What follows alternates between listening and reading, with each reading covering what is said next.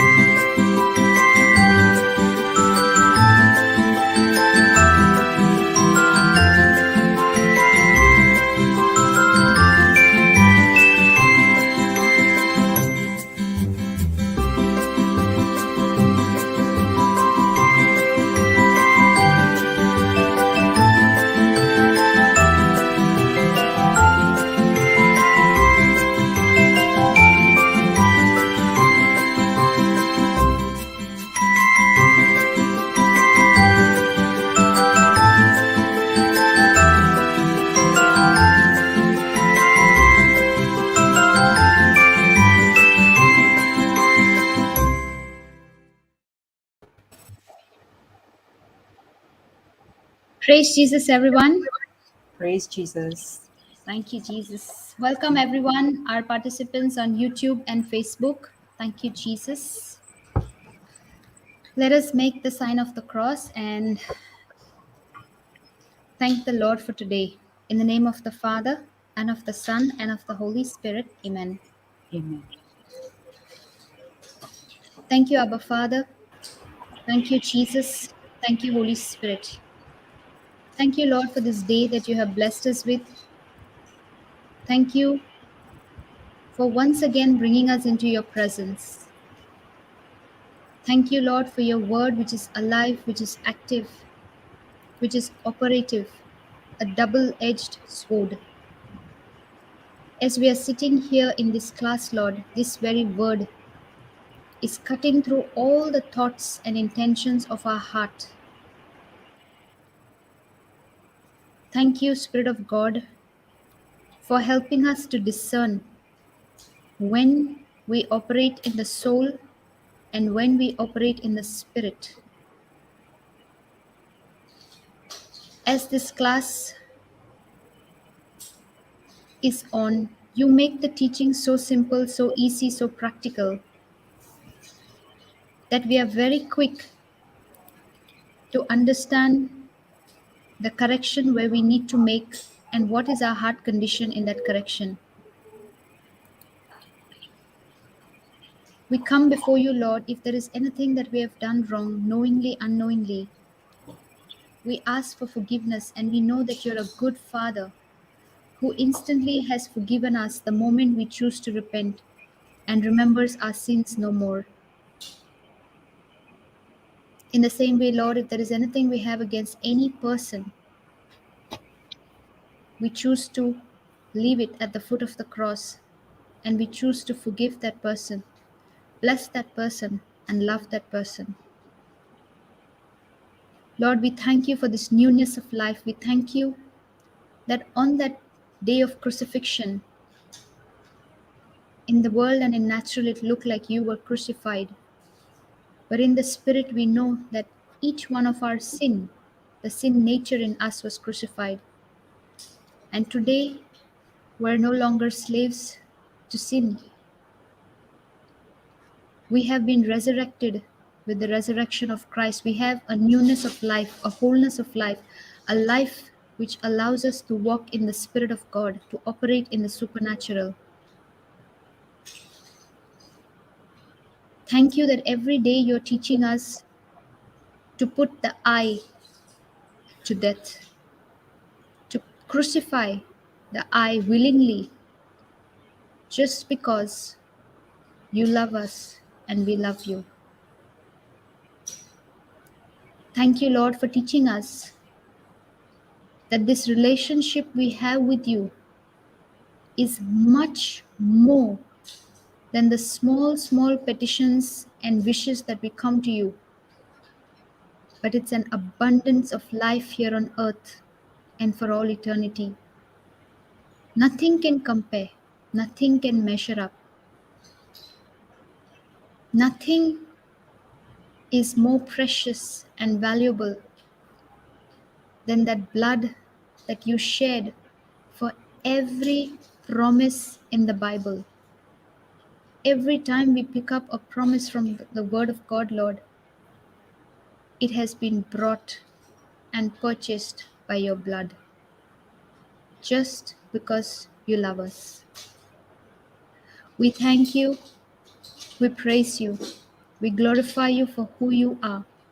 Thank you that you always increase in our lives, and thank you that you teach us every day who should increase and who should decrease. The more I make you increase, Lord, the more I understand that I need to decrease. Because in you is eternal life. In you is everything we ever would need. And in you is the wholeness, fullness of life. Thank you, Jesus, that no other person, no other situation, no other title, no other work we do ever takes your place. Thank you, Jesus. Thank you, Abba Father.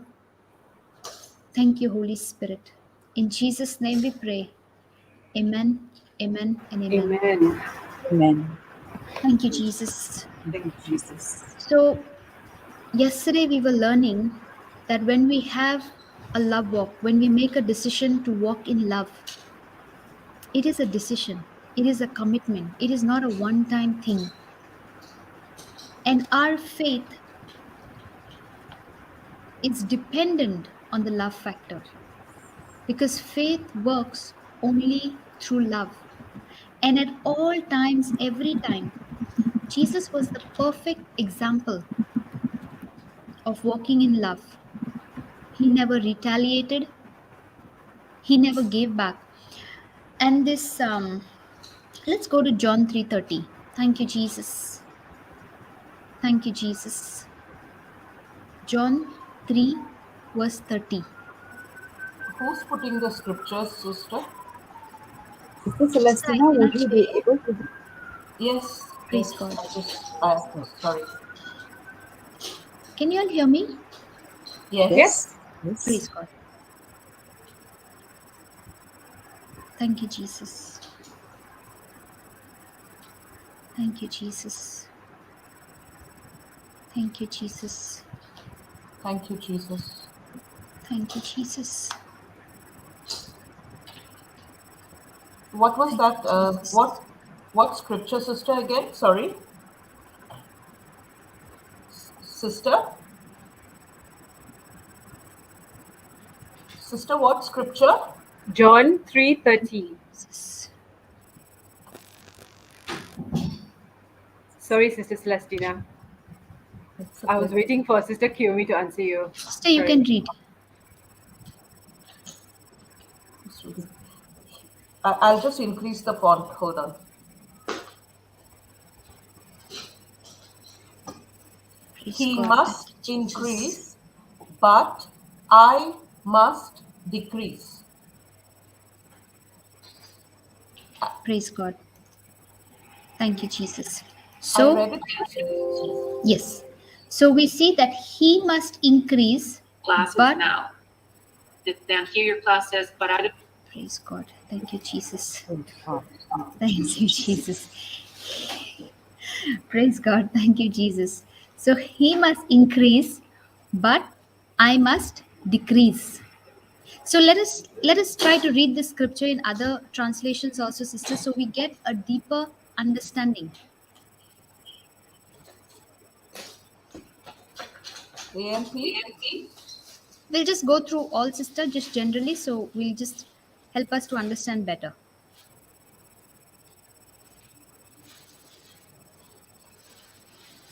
Thank you, Jesus.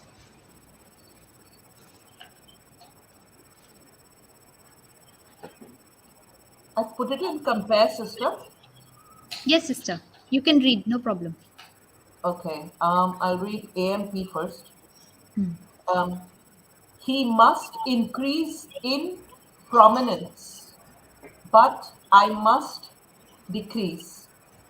Then AMPC says, he must increase, but I must decrease. He must grow more prominent. I must grow less so. Pause.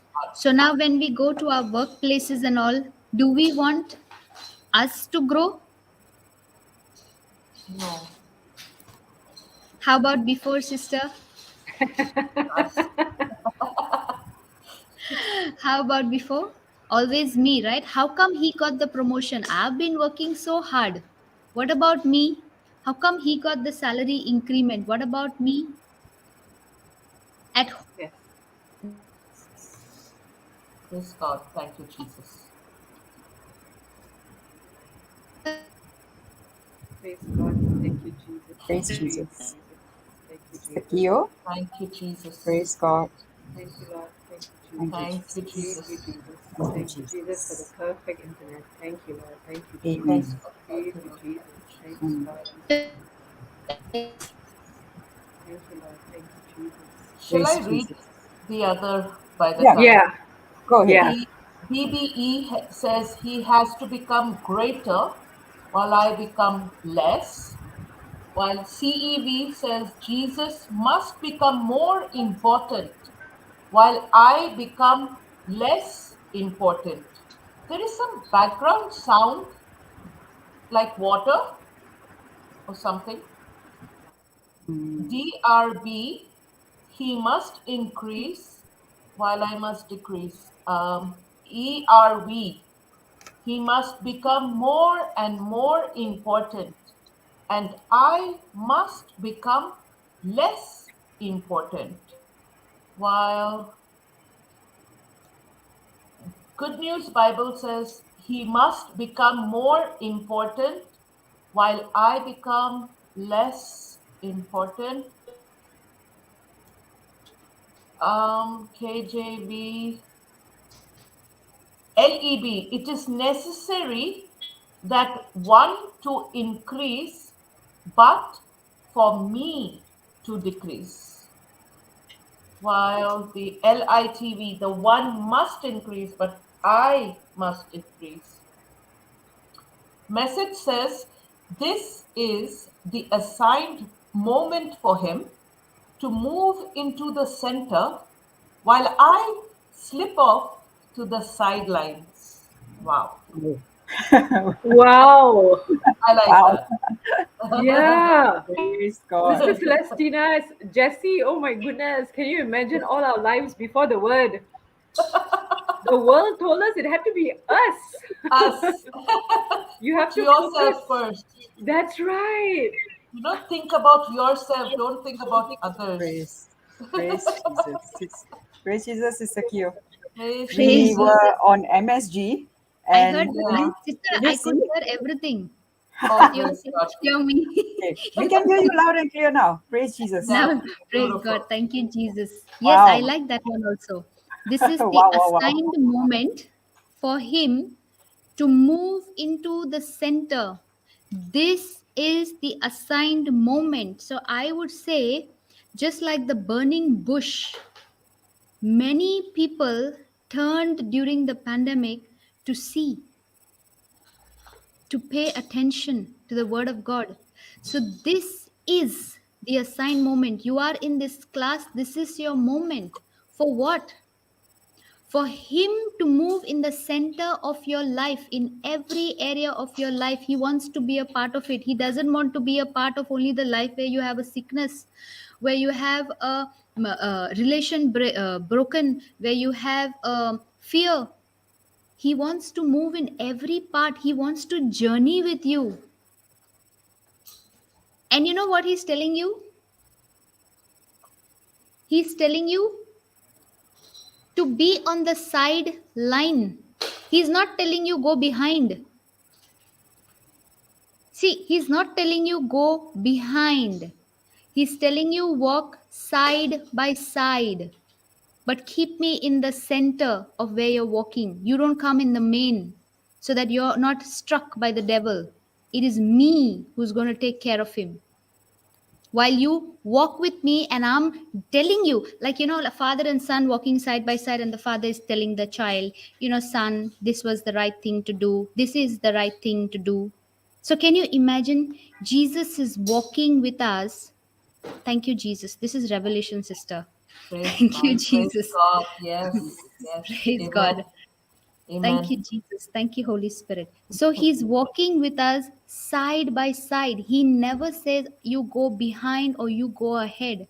If we go ahead, we will fall first in the pit. Jesus knows that. He doesn't want to stay us behind because we will get distracted by something else will catch our attention. He wants us to walk side by side. Praise God. Praise Are we God. ready to walk with him side by side, or do we tell him, Jesus, now in this situation I called up Sister Celestina, she gave me 2-3 scriptures, so I think I'm good to go. And then you just walk off ahead, and then you go straight headlong into the pit with the 2 scriptures, because you did not get an understanding. You used it like an ATM card. Correct? Yes. On the other hand, somebody else said, Sister Jessie ministered me so well, everything happened, she prayed for me, and bang, I got my healing. I'm behind. So now I got distracted. Now I got my healing. Now why do I need Jesus? So what he's telling us, walk with me side by side. Praise Every God. moment, every day, I will teach you things that you don't know. I will tell you things that you don't know. I will show you things that you've never imagined. It says, what your eyes have not seen, what your ears have not heard, what your heart has not yet conceived, he has kept ready for you. Where are you walking? Don't go alone ahead. You'll fall in the pit. Don't remain behind. You will get distracted. Who's taking your focus? Your spouse? Your children? No, no, no, no. Nobody's taking your focus. You are giving the center to the wrong persons. You are giving them to the people you can see who are there today, gone tomorrow. Because that's what the Bible says. Our life is nothing but just a small speck in the wind. It will just be here today. Tomorrow we will go back. Because from dust we came, unto dust we will return. But who is eternal? The Word of God. Because that is Jesus himself. Because the Bible says the Word was with God. The Word was God. And the Word became flesh. How much he loves us. And what are we walking with? Praise God. Let's go to the next. Thank you, Jesus. Jesus. Thank you, Jesus. Thank you, Jesus. Check what's TPT. Thank you, Jesus. So it's necessary for him to increase and for me to be diminished. Wow. Praise Diminished. God. Praise God. Thank you, Jesus. So when he's saying here, he needs to be increased. It is necessary. It is mandatory that he increase and I diminish. I don't disappear. And what diminishes in me? my pride, my ego, my, me has to diminish. And when that diminishes, the automatic result will be that he will increase. He will increase. Praise God. Thank you, Jesus. Thank you, Jesus. Thank you, Jesus. Thank you, Jesus. Like today there was a person I ministered to, and this person has recently come into the teachings. But now this person's way of looking at the teachings were that I need a quick healing. I'm suffering from so and so. I need a quick healing. And as the person was talking, I asked the person, okay, you told me so quickly everything you had with all the scientific terms and all. Some I remember, some I forgot. Okay. I said, you said you're studying the word of God, right? So can you tell me one or two or three points that you have been studying? Okay. And from there we'll take it. And I was waiting and I didn't really get anything. And the person was studying the perfect topic, the spirit, soul, and body, because now the body was suffering. The body was suffering. So the person chose to study spirit, soul, and body. And then I asked the person a very simple question. Are you a human being? The person said yes. I said, okay, I will ask you again. You can take your time and answer me. I asked the person, are you a human being? The person said yes. I said, did you make any notes on spirit, soul, and body? The person said yes. So I said, can I tell you that what you have been studying is not exactly the right thing? And that's when we started learning what actually is spirit, soul, and body. She was increasing the problem. The problem had already finished 1 year back. But in her mind, it's already conceived again that it's going to come. And she says, it's so weird. Every time I go on vacation, I have to go for a checkup. I said, because you already declared that every time I go, I'm going to have to go for a checkup. The same, I had a call last night. That boy has already come out of his infirmity. It's already finished. But in his mind, he's so captivated still that even when I'm talking to him, he told me to stop because he says the fear is coming, the sounds are coming, the sounds are coming. You know what I told him? Sounds are coming. I told him, okay, brother, what do you like to do? He said, I like to listen to music. I said, go ahead, listen to some music. Because in my spirit, I knew that that spirit was trying to disturb and distract me, not him. So I said, you want to listen to music? Go ahead. It's still all good. You're still all free. There's nothing inside of you. You know what happened? He never went to listen to that music. We continued with the teaching. We continued with the teaching in such a way, he understood it. Okay. And he said, now I understand. My heart is the soil. So I haven't been planting the seeds. They're all on the top. They're not gone inside.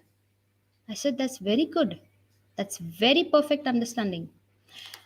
And we ended the note on such a way. You know what he told me? He said, sister, that ringing sound in the ear is gone.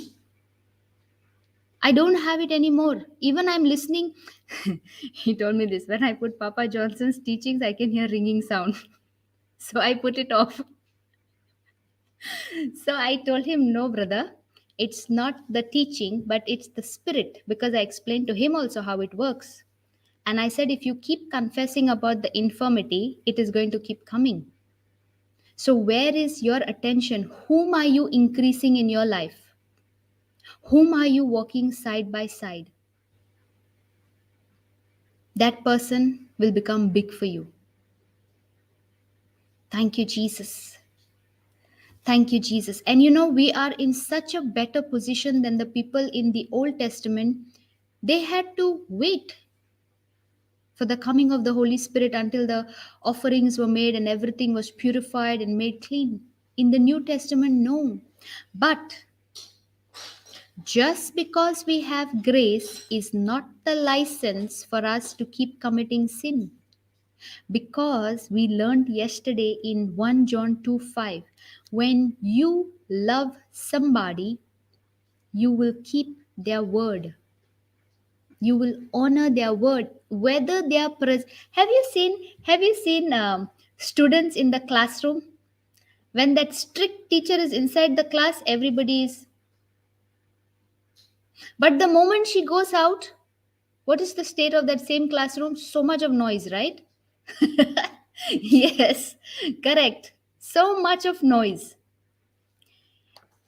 In our life, we are like this.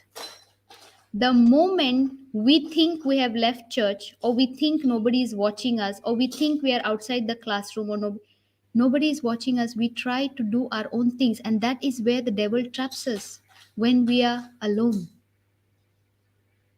Many a times people say, I'm lonely. Okay, just yesterday also, this morning also, I heard somebody say, I'm lonely. I said, where did you read that? I'm lonely. I said, the word of God says, the word says, I'll never leave you, I'll never forsake you. I am with you till the end of time. So if you are saying that you're coming to class every day, you're listening to the teachings every day, but are you taking that word and making it so big in your life, so big by thinking on it again? And he said he will never leave me. He said he will never leave me. He said he will never leave me. He said he will never leave me. And then I explained the meaning of never. We become so casual in our language, okay, that sometimes some things don't mean much to us. So I asked that sister, I said, what is the difference between I never went to office today and the pig never flew, or the pig never flies? Sister Celestina, what's the difference? The pig never flies. He cannot fly. That means it's never ever going to happen, right? It's Never, something that never, never ever. gonna happen, no matter what happens. On the other hand, I never went to school today, or I never went to office today. So there's a possibility tomorrow you'll go, right? Yes. So in that case, you're supposed to say, I did not go. Now, when you say I never, it means it's never ever going to happen no matter what. In the Yes. same way, he says, I will never leave you, I will never forsake you. It's never going to happen. We can fall, but he will never fail. That is the meaning of never. The cow will never fly. The cow will fly, sister? No. Okay, No. because you started laughing. No, That I'm just going deep into that word never. yes, I uh, never thought about it in that yes, sense that the yes, cow never flies, and that is yes, how strong and how solid that word yes, is. So yes. it's just going That is deeper. the way the Lord taught me. Because I said, Jesus, now I have to go from here to there. It's two different countries. I don't know anything about that country. Okay, they are both Arabic regions and all is fine. I said, but still that thing is there, right? He taught me very strong. He said, I will never leave you. I will never forsake you. Just like the cow will never fly, it's never ever going to happen. That's my love for you. He said, but Kumi, are you willing? And I said, yes. I closed all doors. I did not leave any gap to change that never into maybe, because lot of people, now you ask them anything, they'll say, probably, maybe. There is no yes and no. And the Bible clearly says, let your yes be a yes, let your no be a no. There is no yes and no. If you say yes and no, you are not side of him. You are nowhere. You are either in the front or either behind. That's the maybe and maybe. Jesus may be following me. Jesus may be ahead of me. I don't know where is Jesus. Praise God. Thank you, Jesus. So that is the meaning of I will never leave you, I will never forsake you, I will be with you till the end of time. That is the assurance. That is the assurance. And yesterday we were learning that when whosoever loves him will keep his word, will keep his word. And we saw how without love, we cannot let him increase. Because when we don't love him, we don't keep his word, we don't know him, automatically I increase. And whenever I increase, there is always going to be sorrow, there is always going to be pain, there is always going to be disappointment. You know why? Because now you're self dependent, you're self righteous. And let's go to Matthew 5:10 and see what he says about righteousness. Righteousness is the having the nature of Christ. This very famous example we hear, okay? Um, okay, I will ask this to Sister Shanta, okay? I have two pets, okay? I have two pets.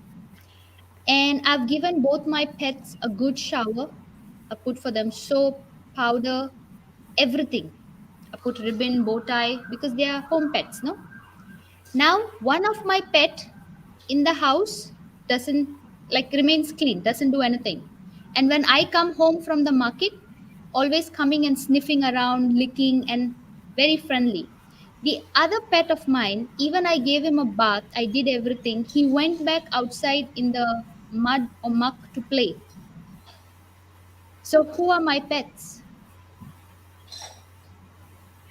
Praise God. Cat and dog, sister. Okay, one is correct. The other one?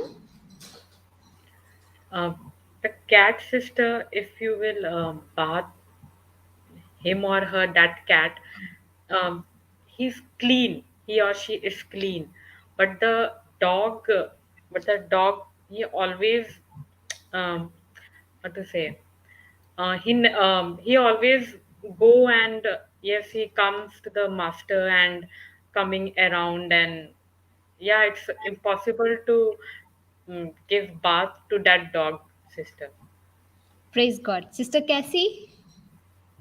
Praise God, Sister Shanta. This sounds like you did not have good experiences with dogs, with bathing dogs.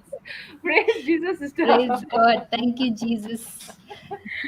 Okay. Brother Jude, cannot hear Yeah, so you. in two times, two ways you can say. One is she might not listen to the teaching, or she would not concentrated on. Either ways. Yes. Praise God. No problem. Everyone knows this advertisement. See, oh, sorry.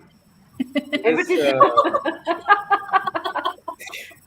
everyone knows this incident. Praise God. Yes. Yes. Yes, Sister Cassie. Tell us who are the two pets So and why. the pig and the dog. Yes. But we cannot keep pigs, sister, and yes, We that the This do, is we nature of just do. an that. In illustration, a Goa, we parable. do. It's just a parable. But I have Sister, People, never seen here Sister in Shanta, my. in Goa, we keep pigs also. Oh dear. see, Yeah. My mother see, had a actually, pig, a pet pig. see, yeah. it's just for an illustration, a parable. That's it. We are Yes. not telling to keep the pig as a pet. Okay, we're just giving you an example of how the righteousness. That's a Yes. nature of God. Yeah, Yeah, Praise of yes. God. the pig. Praise Yes. God. So by default, even if you bathe the pig, put of the best thing, his nature is such that he'll go back into the muck. His nature is such that he will go and feel happy over there. He's not satisfied with the cleanliness. He's not satisfied with the bathing and all. That doesn't satisfy him. In the same way, our nature before understanding Christ, before receiving Christ as our Lord, God, and Savior, was the one of a sin nature. For example, when a baby is, like, say, small baby, 6 months or 9 months old, okay? Now if the mama has to keep the baby down, okay, and pick up the neighbor's baby, what's going to happen to that baby? One baby is going to be irritated and Yeah. jealous. That's How the word did you're my using. mama put me down and carry the other one? How dare she? Can he speak all these things? No, what he does, he just starts crying. So who Correct, taught that correct. baby jealousy? Sin That nature in comes, us. Yeah. yes, because of the sin nature that is already there. But as this baby grows and now gets introduced to the word of God, understands who Christ is, what Christ did for him on the cross, understands that his sin nature was crucified the day Jesus got crucified on the cross. And the day his sin nature got crucified on the cross, he rose again. That means that old man is dead, and now the new man has come alive, which is the image of Christ. So that means that sin, which was nailed on the cross, the jealousy, ego, anger, anxiety, pride, whatever, has no power over that person anymore. And many of us, we forget. Can you catch jealousy? Can you catch anger? Can you catch irritation? They are all spiritual. They are all spiritual. So we need to fight the good fight in the spirit. You have the resurrection power because when Christ resurrected, he resurrected whole, complete, where you have authority over all these evil spirits. Thank you, Jesus. Thank you, Jesus. You know, the moment, like I had somebody tell me today, I'm very strong in the word. But the moment I start thinking about what has happened in the past, I start crying. Now, you know why you're crying? Because you no longer remember the resurrection power that is inside of you. You came back on the cross. You think you're still hanging on that cross with that emotion of yours. The moment you start crying, it means you came back on the cross. You forgot what Christ has done. That's why you're feeling the pain of what somebody else is doing to you. And I told her, if you understand what is your authority in Christ, where does the resurrection power lie, who you are in Christ, what is your new nature? What is your new nature? You're no longer that nature like the how the pig goes in the dirty place and likes to stay in the dirty place. No, no, no, no.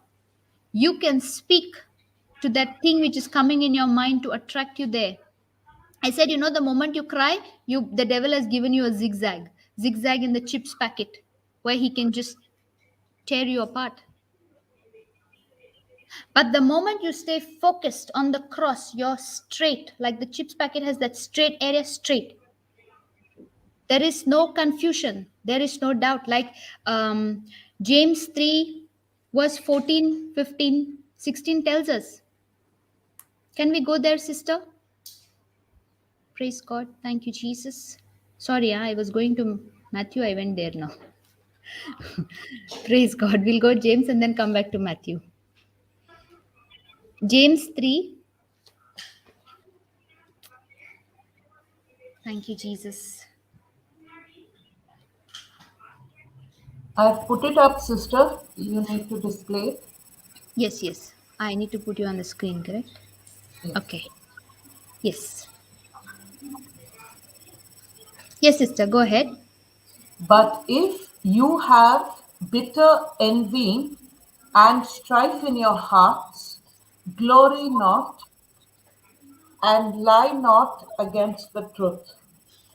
The wisdom descendeth not from above, but is earthly, sensual, and devilish.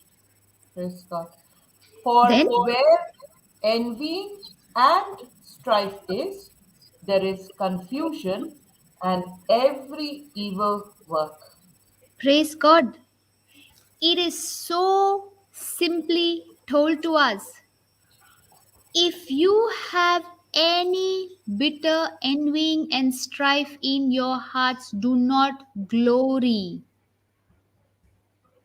Because this kind of wisdom, so if you have something against somebody and you feel like you want to give tit for tat so that person gets some sense into their head, no, no, no, no. You are fellowshipping, you are listening to the wrong voice.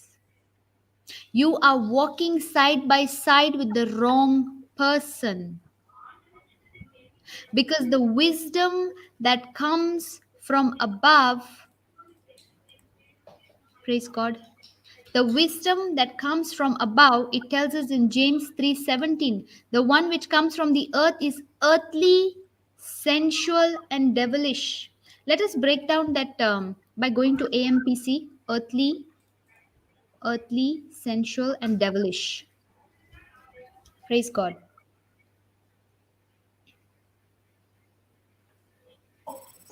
This superficial wisdom is not such as comes down from above, but is earthly, unspiritual, that is animal, even devilish, demoniacal. Praise God. For praise God. So can you see it says unspiritual, like an animal. And have you seen instances where the people have become so selfish, so self-centered that the love is not there at all? They act like animals with one another. Have you seen two people getting into arguments? If one is screaming at this tone, another one is trying to scream even higher to prove their point. And there comes a point when they will start fist fighting. Why? Because the wisdom that comes from this earth, because this earth, according to 2 Corinthians 4:4, is ruled by the God of this earth. And the God of this earth is devil. And many of us, we get scared. We say there are sounds, we say there are, I'm feeling this and I'm feeling that. Do you know that the devil doesn't even have a body, a physical body? Because to operate in this planet earth, you need a body. See, when the devil does something, no, he does it very sly, hiding. See, when Jesus had to come for the plan of salvation, he came very bold through the womb of a mother, Mama Mary. When she said yes to the plan of God, everything came to pass so boldly in the open. But when the devil does something, he uses the most sly ways. And what is his way? How did he tempt Eve? By giving her a thought. So the devil cannot do anything without your and my agreement. That's why it says in John 3:30, he must increase. Because then my agreement will always be with Jesus and his word. If I increase, I'm always coming into agreement with the devil. And what does the devil make me do? It is given in the 16th verse. There is confusion and every evil work. In businesses, we see people are competing with one and again to throw them down, to topple them. In schools, we see children are taught that you should get, somebody got, for example, 76 marks, the other student got 78. Okay, so the parent of the person who got 78 will say it's okay. Because why? The other person got 76. Now, the same person in another exam, she got 96. So she asked, how much did your friend get? Friend got 98. How come you lost those marks? So the child is confused. When I got 76, mother was happy. But now when I got 96, she's not happy. But the child is not understanding that the mother is ignorantly, because she doesn't know the word, putting the spirit of competition in that child. Thank you, Jesus. And if you really are walking with God, you're really letting Him increase in your life, and you're really decreasing. You know whom you will compete every day? Yourself. If you made a mistake yesterday, today you say, Lord, I'm better than that person yesterday, because today I understood this truth, and now this truth has got a hold on me. The lie of the devil doesn't have a hold on me. So if you're competing, it is you, nobody else. And for what you're competing with yourself? To become a better person than you were yesterday. Because as you journey with the Lord, as you walk side by side, as you let Him be increased, as you decrease, you will notice, like an onion, layers of lies of the devil are being peeled off. It is going to hurt, because whenever you chop onions, how do you feel? The tears come, right? When you're cutting onions. Yes. So it pains, right? When the corrections have to be made. When Yes. you have to be the first one to say sorry. Correct? It pains, no? The tears come, no? Lord, I can't do it. Can you see another way for me? Something that's more Too doable? much. Too Yeah, much. yeah. So see? So Yesterday it happened actually. see? Tell us about it, sister. Tell us about it. Praise God. Thank you, Jesus. Well, actually, when we have lunch at table, when we're all eating, my husband, I mean, we all eat, and after I finish eating, I'll just get up and I'll walk, okay, and leaving my husband eating alone. And this has been happening for quite some time, and praise God. He told me, and this time he was very angry. He's been telling me very nicely, and I was forgetting again and again. I was didn't put it in my heart, so that's why I was forgetting. Praise God. And the Lord kept reminding me, but I was ignoring His voice as well. Praise God. So last 2 3 days, actually, He said it very angrily, and I was very angry because He said it very angrily. The first day I gave Him back. The second day, the Lord said, "You need to obey, you need to submit." And it's just sitting there. Because I don't like, after I've eaten, I don't like to just sit, and just do nothing. I get, I don't know. I just want to start moving. So the second day was so painful. And on my breath, I was like, oh, come on, no, eat fast, eat fast. I want to go. And I was just sitting and I was so tensed, and I took my phone and I was like, I have to bear this. It was so painful, so painful. But the third day, that is yesterday, when the teaching was on a capella, I said, Lord, I'm going to do this not for me, but for you. Because you said 1 Colossians 3, do it for the Lord as for the Lord. And that really broke that, that bit of anger that I had, that irritation. So I said, Lord, I'm going to do it for you. And yesterday, I did it with so much joy. I was laughing and sitting. In between, I even got up by mistake and I went and I sat, but I was so joyful. And I was just thanking the Holy Spirit because last 2 days, it was so bad. My temper was just going up. And for me, when I get temper, I'm like that demoniac woman, that animal, as you said. But praise be to God, it was the Holy Spirit who said, with a gentle voice, sit down. Agape love, do it for me. And I was so joyful that, like, praise God. And Praise that God. changed the entire atmosphere with my husband because last 2 days he was talking to me very angrily because he understood that I was sitting there out of compulsion as a duty and not out of love, though he wasn't saying it. But yesterday, when I was joyful, everything became okay. That cold war was over. It was happening for 3 days. Praise That whole God. teaching was happening, praise God. I said, Wow. Holy Spirit, you're making me sit here. I know, I know. Every day was a test, Yesterday I passed it. 2 days I Praise failed. God. It was So, really horrible. sister, let us take that James 3 14, 15, 16 along with what you have just told us. And we'll see how the devil traps us in that lie. You know, he makes us go out of the love walk. Praise God. Thank you, Jesus. Like as you said, the first day you gave back. So, where did this wisdom of giving back come from? The enemy. Yes. You opened the door. You know why? Because the trigger factor was, I have to sit here. I don't like to sit. I have to sit here. I don't like to sit. The zigzag, zigzag. All the confusion Not only started in the that, mind. who is he to tell me that when he doesn't come on time at the table, first of all? So the How confusion came in dare? the mind. Correct? The confusion already started. All thoughts Confusion. together. First was the pride, sister. First was the pride. Like, he's never at the table on time, first of all. Then he expects us to wait for him. So, all those, first came the pride, I understood.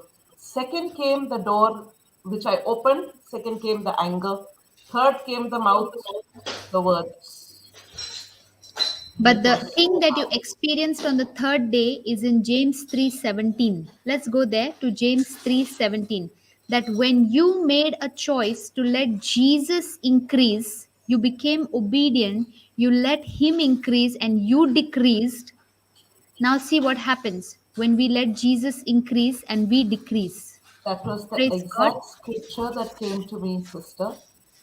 I must increase, you must decrease. Really, I'm saying that was the Praise God. exact scripture that was spoken to me in my heart. And I Do said, I Lord, know? I'm going to Did I obey. speak to you? No, no. Praise But God. that was Thank the you. only scripture that kept speaking to me the moment I left my class. The moment I leave my class is the time that most of the time, so many times I've been struggling that when I leave the class, I forget everything. And I start going back into those, But yesterday, when I left the class, this was the one scripture that kept talking to me. Praise I God. must increase, you must decrease. So today, that's what there was a smile when you took up the scripture. I said, how did she know? Praise God. Thank you, Jesus. And I was Thank the you, one Jesus. doing the sharing as well. Yes, sister. Go ahead. But Let's go the first to KJV and then we'll come here.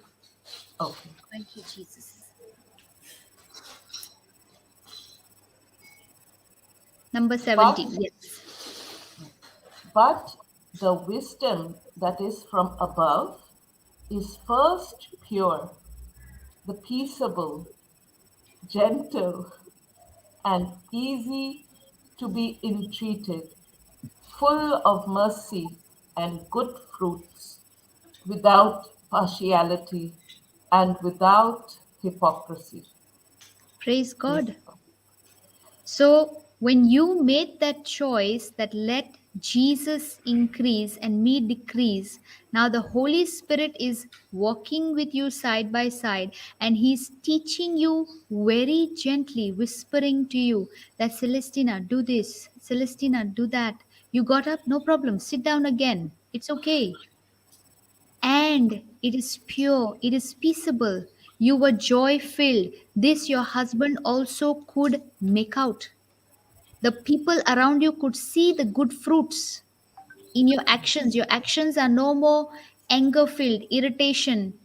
You're not doing that. Many times I heard people do.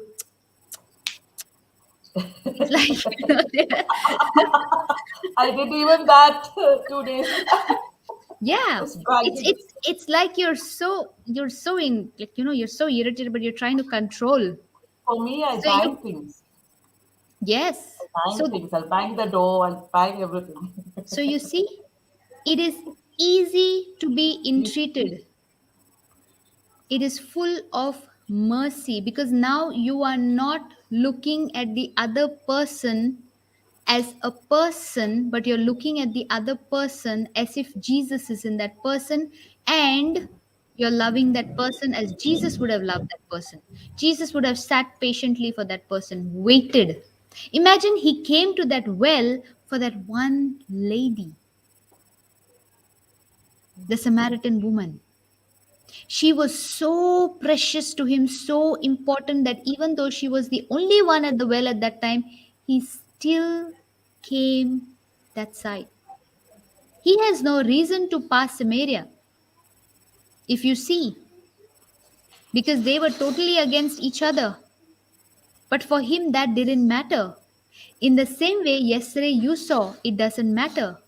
Even if I spend that little extra time, I'm sowing seeds of love. My time is not wasted. My time is not wasted anywhere as long as I am letting Him increase. Because in every given situation, He will make it turn around for your good and for the person whom you're in contact with. There is a reason why you're there at that time. You're not there by chance. Or many people say by fluke I did. No, no, no, no. You are there by chance and by fluke if you're operating in the physical. But if you're operating in the spiritual, there is an assignment. There is a reason. Praise God. Thank you, Jesus. Thank you, Jesus. Let's go to Matthew 5:10. Thank you, Jesus.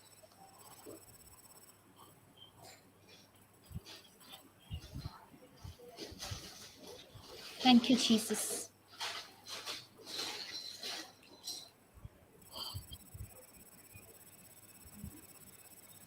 Shall I read, Yes. sister? Yes. Blessed are they which are persecuted for righteousness' sake, for theirs is the kingdom of heaven. Praise God. Praise God. It simply means you are blessed when you are persecuted for doing the work of God. See, if you are doing the work of God, you have a good position in the church and everything is going good for you and there is no opposition. It's time to check which kingdom are you really operating in. Are you people pleasing or God pleasing? Because when you're people pleasing, nobody is coming against you. But surely, if you're people pleasing, you're not doing what God is calling you to do. And we see the classic example of Saul. In the beginning, he was he loved God, he did what God told him, everything he did. But as time passed and as the position or who he had become started getting to him, what happened? He started giving excuses. I did this way because the people were doing this. I did this way because the priest didn't come on time. I did this because this happened. Am I giving excuses like that? I wasn't able to connect with God today because there was, a lot of tensions going around me. And plus the children's exams have started and everything is going on. And so now I don't have time. When you put other things before God, everything is going to become difficult. Everything is going to look like a task. People coming against you, people saying things about you. When people falsely accuse you in all manner, they say sometimes when you're spending, say you are in the family, okay, you have been touched, you are born again, and now you are day and night studying the word, listening to the word. If somebody talks to you, you're giving them answers also in scriptures. Now what will they say? Have you lost it? What is this all the time? God, God, God, God. There's no other life or what? And then to mock you, they will go one step ahead and they'll say, oh, she's all the time praying. No, let's tell her only to pray. Keep us in prayer, okay? We are going out and coming. Have you all faced anything like this? And what is the scripture saying? Blessed are you if you are persecuted, if somebody has said wrong things for righteousness' sake, for doing what the kingdom of God has asked of you. Thank you, Jesus. Thank you, Jesus. Let's see number 11. Thank you, Jesus.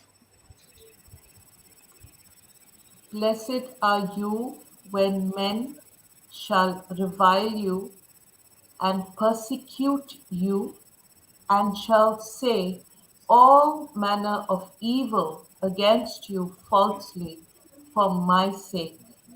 Then Rejoice and be exceeding glad, for great is your reward in heaven. For so persecuted they the prophets which were before you. Now, let us take an example. Say a person is studying the word, okay, studying the word, but is bitter. Comes to the class, takes the notes, does everything, is bitter. And after he finished studying the word, that book has remained in the side, everything is in the side. Now the person has gone about watching TV, doing his own things. His mind is no longer stayed on that word which he has studied. Now, what is this person doing? Is this person what he has learnt in the class practicing it at home to walk in love? No, because this person is operating in bitterness. This Yeah, person is hearing everything in the class, taking down the notes in the class, but once the class is over, going into the world and sitting with the television. Now, will those seeds ever bear fruit? no. No, because they were never planted. They were never planted. So, did this person pass the test? Rejoicing, being exceedingly glad? No. He was busy rejoicing in the TV serial and being bitter against his loved ones. His whole focus changed. So, when you are in a battle, what is important is, did you respond God's way or did you respond your own way?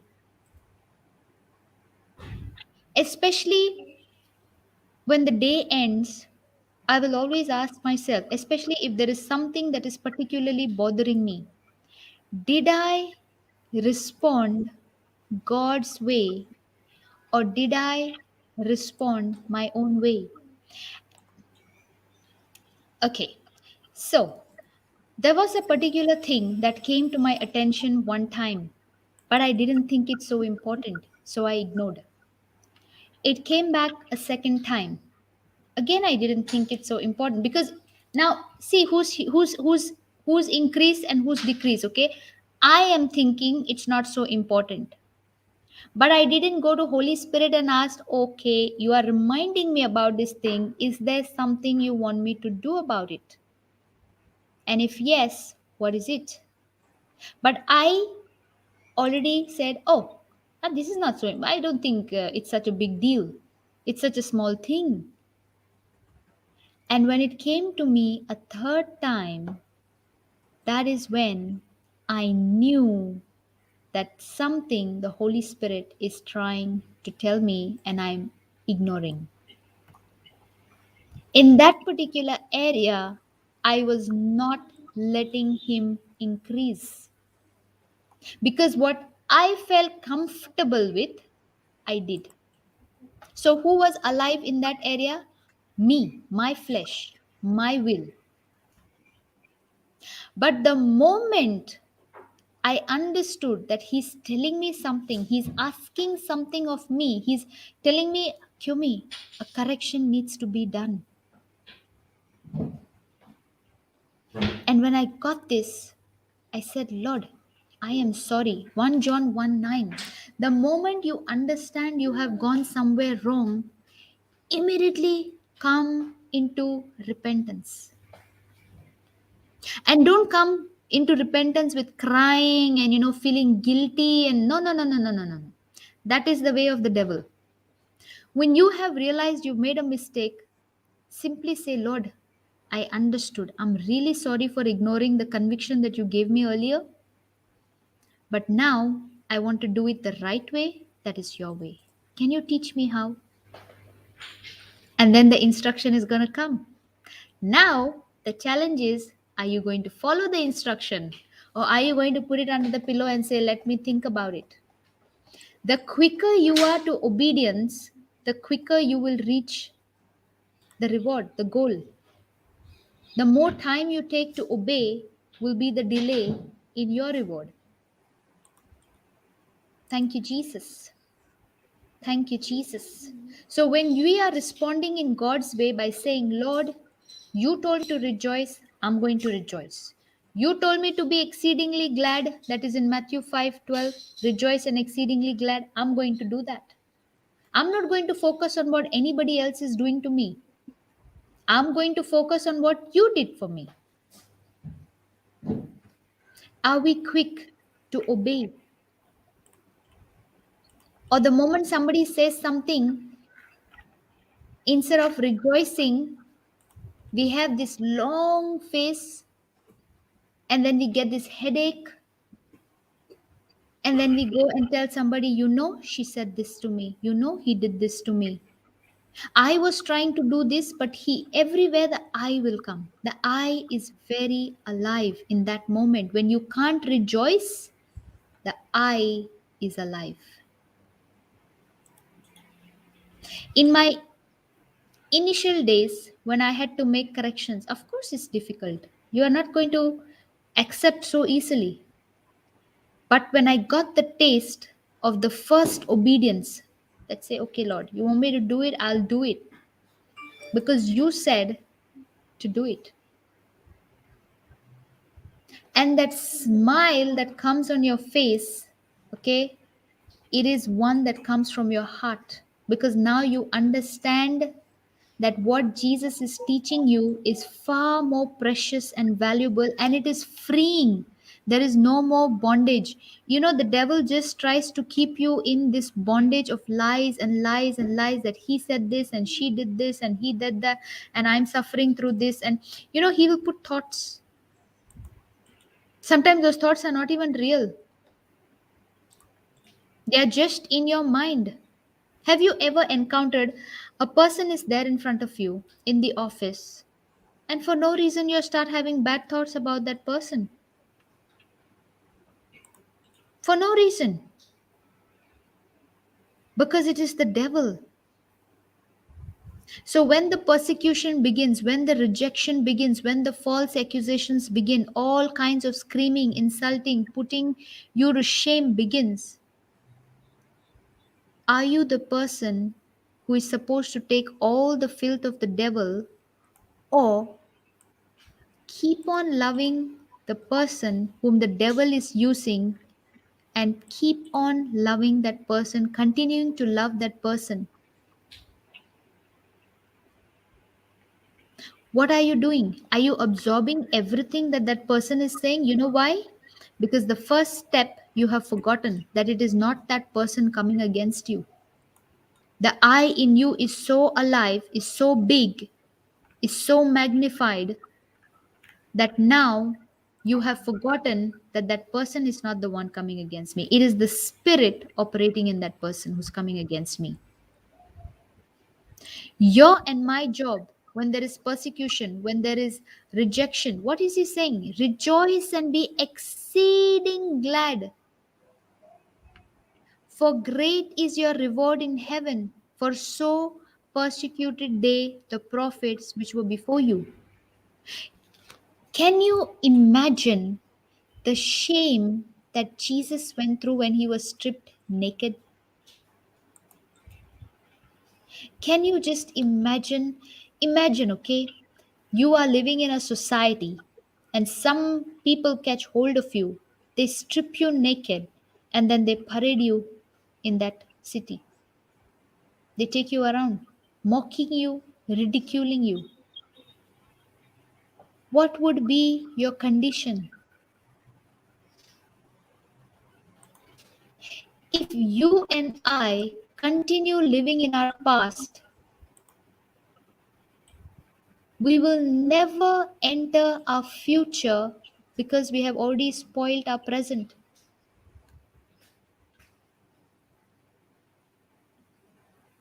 If you continuously remain in the past, he did this to me, she did this to me, that happened to me, that way, that, and I'm telling you from my own experience, I lived in the past for a long number of years. And I couldn't focus on my present because I was spoiling it myself because of the fear that the past. See, you cannot change the past. It is gone. You cannot do anything about it. The future, you don't know. You don't know, you don't have a control over it. What you do have is your present. You live in the present today. You take God's word, you keep speaking it. That is your promise for the future. But if you're going to drag that past thing and keep it in your present, your future will also be destroyed. Thank you, Jesus. Thank you, Jesus. How many of us living in the past? How many of us cannot let go of the past? Imagine, no, if Jesus had to rise from the dead and then say, Father, you know what they did to me when I was on earth? Do you know? They beat me so much, Father. They stripped me naked, Father. Did he do any of those? He said, I have come in all glory so that y'all can live a glorious life. Did he drag any of the things that was done to him on the earth? And how many of us dragging everything every day? So and so said something 20 years back. So and so said something 40 years back. So the more and more I live in the present, the more and more I seek God today as I am. He has promised a life of abundance in the future, but we cannot because we are carrying so much of baggage from the past. Can you imagine carrying 100 just 100 kgs on your back every day and trying to walk? How easy it is? Very easy, no? So every day, when you're carrying that amount of load inside this mind, which is not designed at all by God to take so much of stress and so much of unnecessary things, we are created only for love. Day and night, give love, give love, give love, give love. That's all. Because we are created in the image and likeness of God. So how many 100 kgs are we putting in this mind, and then we say this is paining and that is paining and that is not functioning and that is damaged and the doctor said this and the doctor said that. Praise God. Thank you, Jesus. Thank you, Jesus. Thank you, Jesus. Let us just go to Matthew 5 verse 3. Thank you, Jesus. Thank you, Jesus.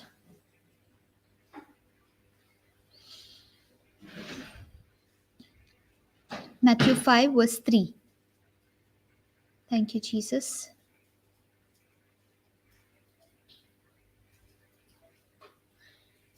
Thank you, Jesus. Yes. Praise God. Sister Shanta, would you like to read, sister? Praise God. Blessed are the poor in spirit, for theirs is the kingdom of heaven. Praise Fourth verse God. also. Sister, fourth verse also. Yeah, you can read, sister. Blessed are they that mourn, for they shall be comforted. Blessed are the meek, for they shall inherit the earth. Pause. Now it says, Blessed are the poor in spirit, for theirs is the kingdom of heaven. Poor in spirit, hunger, thirst for God's word, understanding, never getting enough, wanting more and more. You know, they speak about, um, let's take it in a physical example, okay? A small baby has to start by drinking milk, and I believe the baby is given milk every 2 hours. Can that same baby have that milk for the rest of his life every 2 hours? There will come a time when they will turn it to mashed food, to a little semi solid food, to a little solid, and gradually, and there will come a time when the child can eat everything normally. And that's how the child grows in the physical. So, what about the spirit? Remember, in the Garden of Eden, there was a perfect relationship between the Father, Adam, and Eve. They used to meet each other every day. It was perfect. But the day the lie which was given to them, they got convinced that God doesn't love them, and maybe God is keeping that tree fruit away from them. They got convinced that that love of God was not enough. They disobeyed. The connection in the spirit broke. Now they started thinking with their souls. And the first thing that entered them was fear, because when they heard God coming, they got fearful. The second was they realized that they were naked. So their attention shifted from being spiritual being to now they became carnal beings, fleshy beings, operated by their flesh.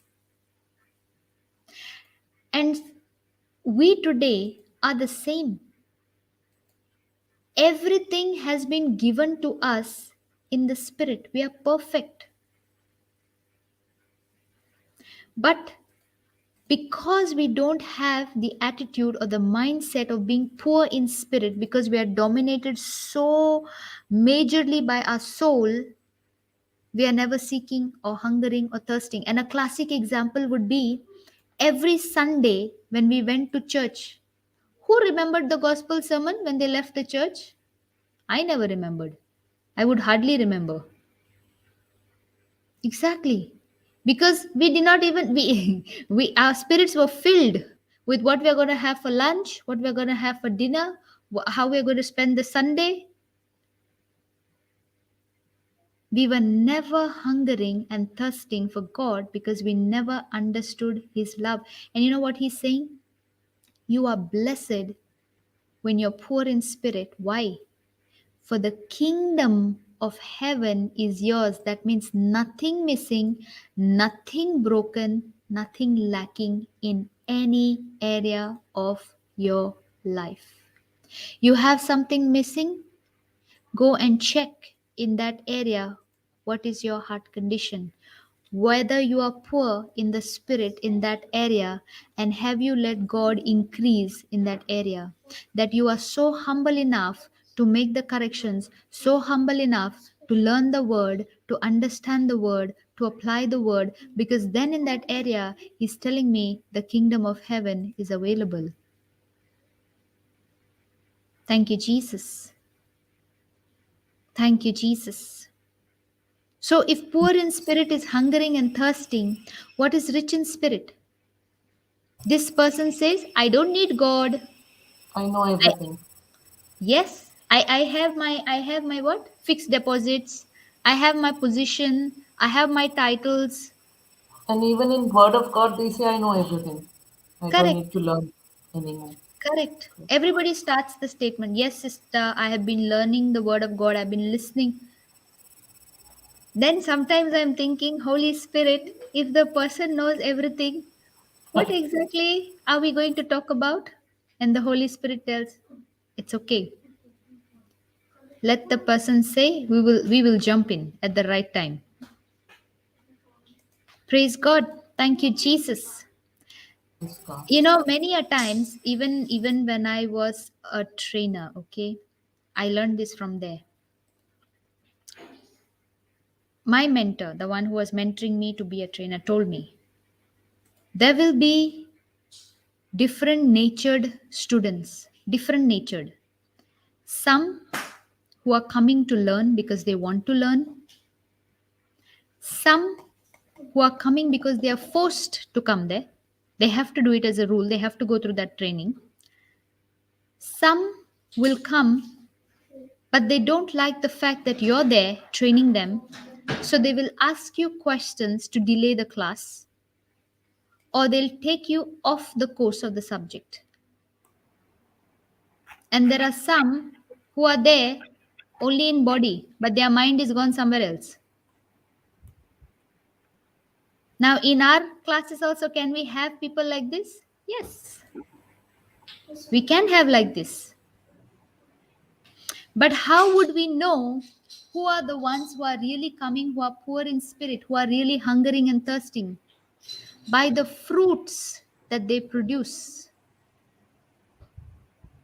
Because there is a certain limit to which you can fake, there is a certain limit to which you can lie, and the fruits will show.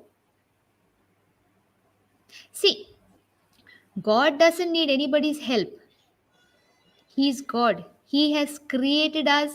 According to Psalms 139:16, it says, even before we were formed in the mother's womb, He already knew us. He knew each day what we would already be doing. Everything was purpose, planned, fashioned. Thank you, Jesus. So, if we are coming to this class,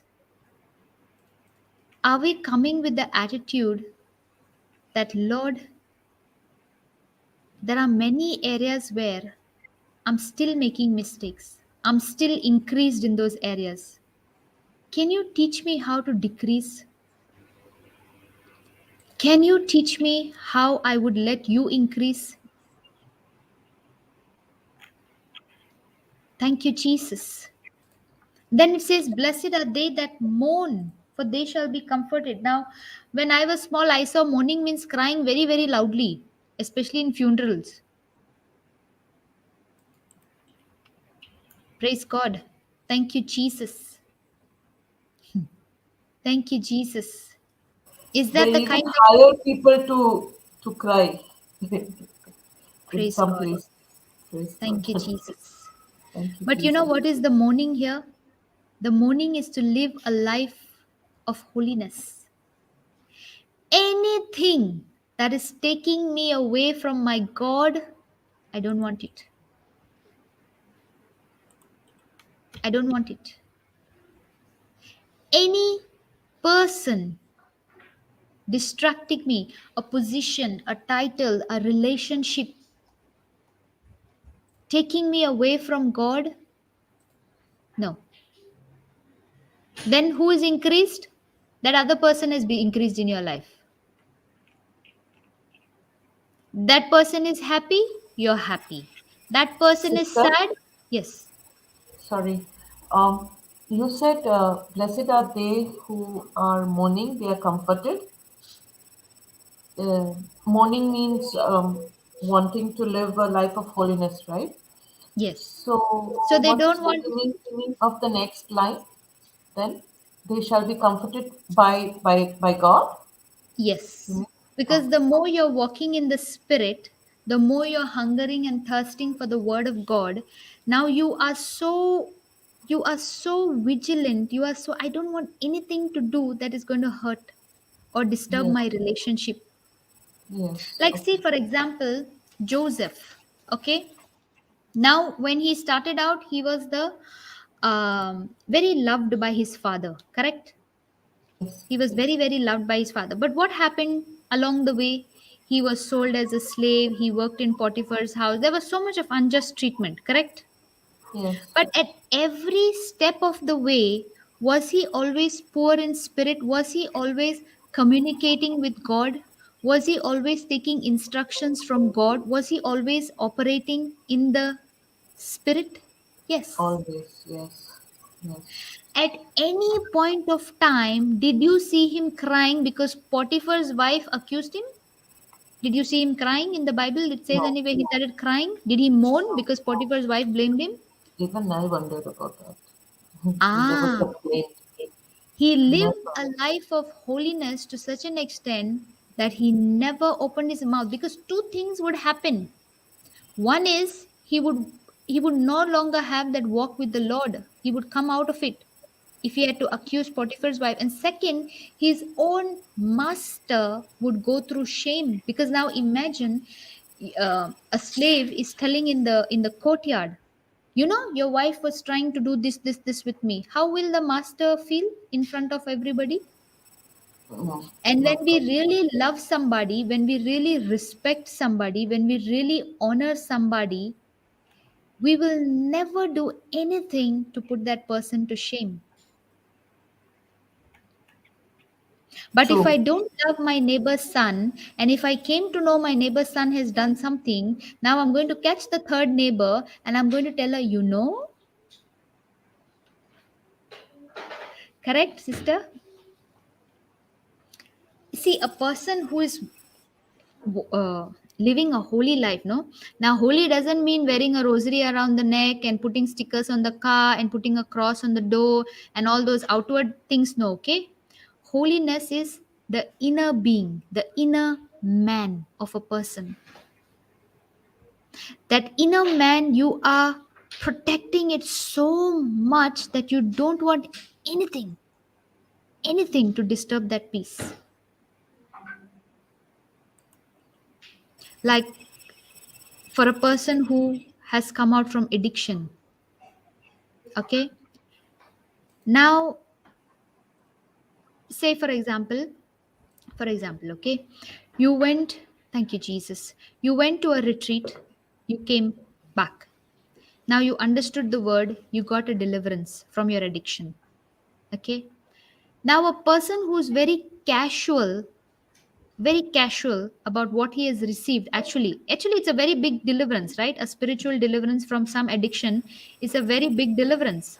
But if that person, when he came back from the retreat, his attitude became very casual, do you think he will be mindful of the deliverance that he received, or he will No. very easily expose himself to the smokers around, to any social gatherings, to anything? What will happen eventually? Go He will back be to it. caught in the same snare. Yeah, he will be Yeah. trapped in the same snare.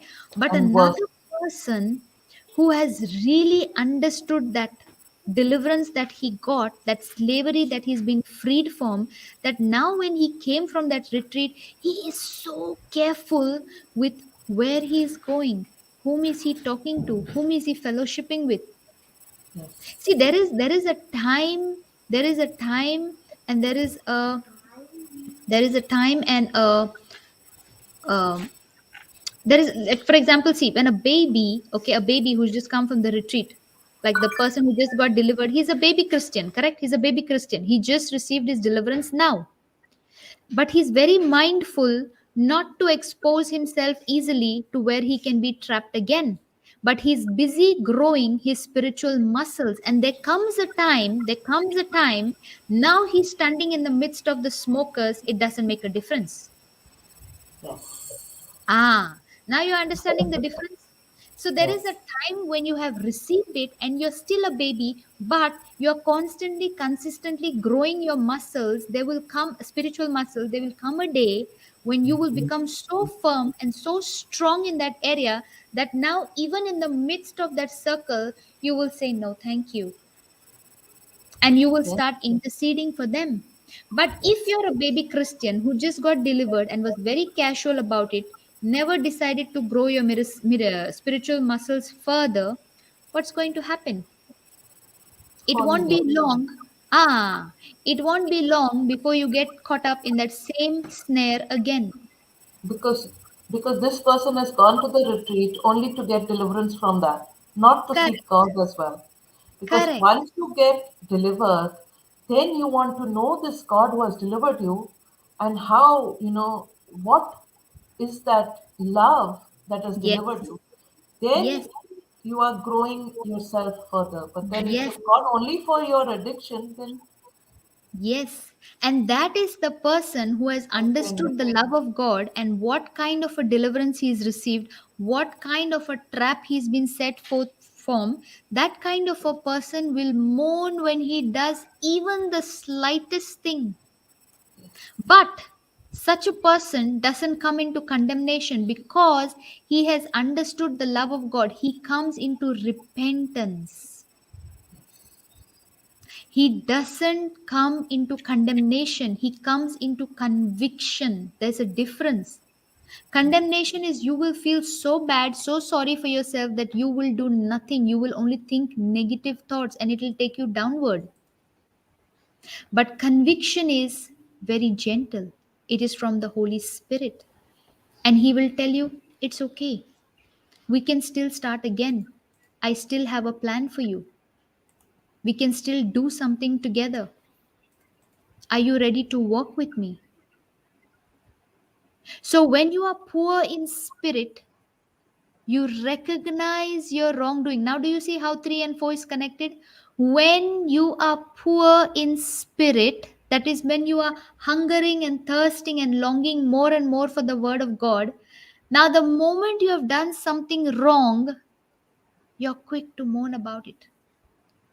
In other words, 1 minute. In other words, what Papa said was, you are taking your trouble that we cannot do anything about it through our own Correct. strength. We are Correct. going to God and we are submitting Exactly. Him to Him. Yes. Okay, Yes. so David moaned and wept. Yes. So with our own strength, you cannot do anything, Yes. but you are going to God and asking His help. Lord, I cannot anymore take it on my own, but I need your grace and faith to overcome this problem. Yes. That's what Yes. mourning is. Praise God. Praise God. So only Thank when you. you are poor in spirit, you can come to mourn. From Yes. only when you mourn, it's a kind of a repentance, and you can be humble. The next verse talks about the Yes. humbleness. Yes, Sister Jessie. Yes. Is it okay if we take Matthew 5, 3, and 4 in Amplified? Yes. Because it does explain what you are saying right now. Yes. Amplified. Excuse me. AMT, right? This is? Yes. Yes.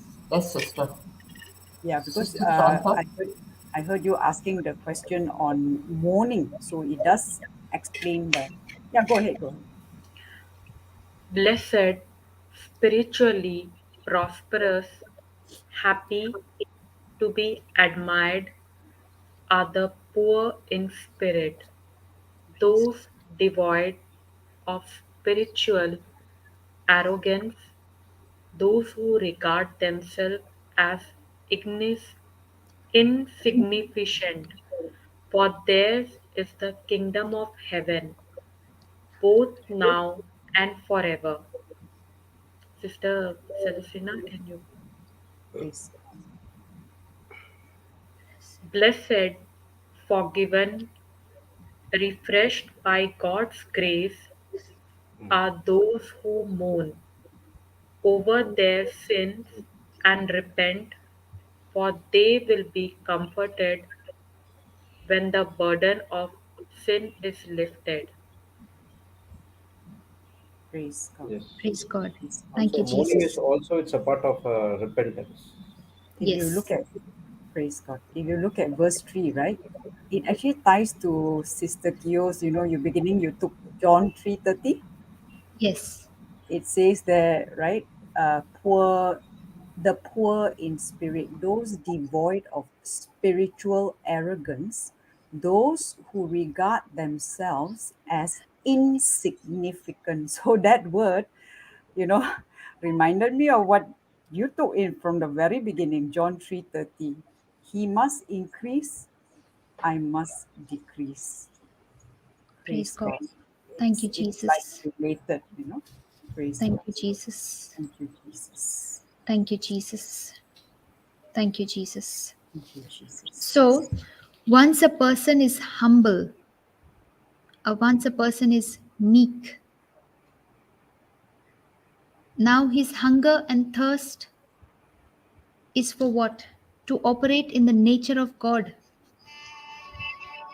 Thank you, Jesus. Thank you, Jesus. Thank you, Jesus. Thank you, Jesus. Thank you, Jesus. So we'll go to the next one, okay? 5 5. Matthew 5 Okay. 5. It's in that. Okay. Thank you, Jesus. Yes. Blessed, inwardly peaceful, spiritually secure, worthy of respect are the gentle, the kind hearted, the sweet spirited, the self controlled, for they will inherit the earth. Praise God. Can we read it in KJV also? Yes, sister. This one. Uh, 5 sister Hmm. from Blessed are the meek, for they shall inherit the earth.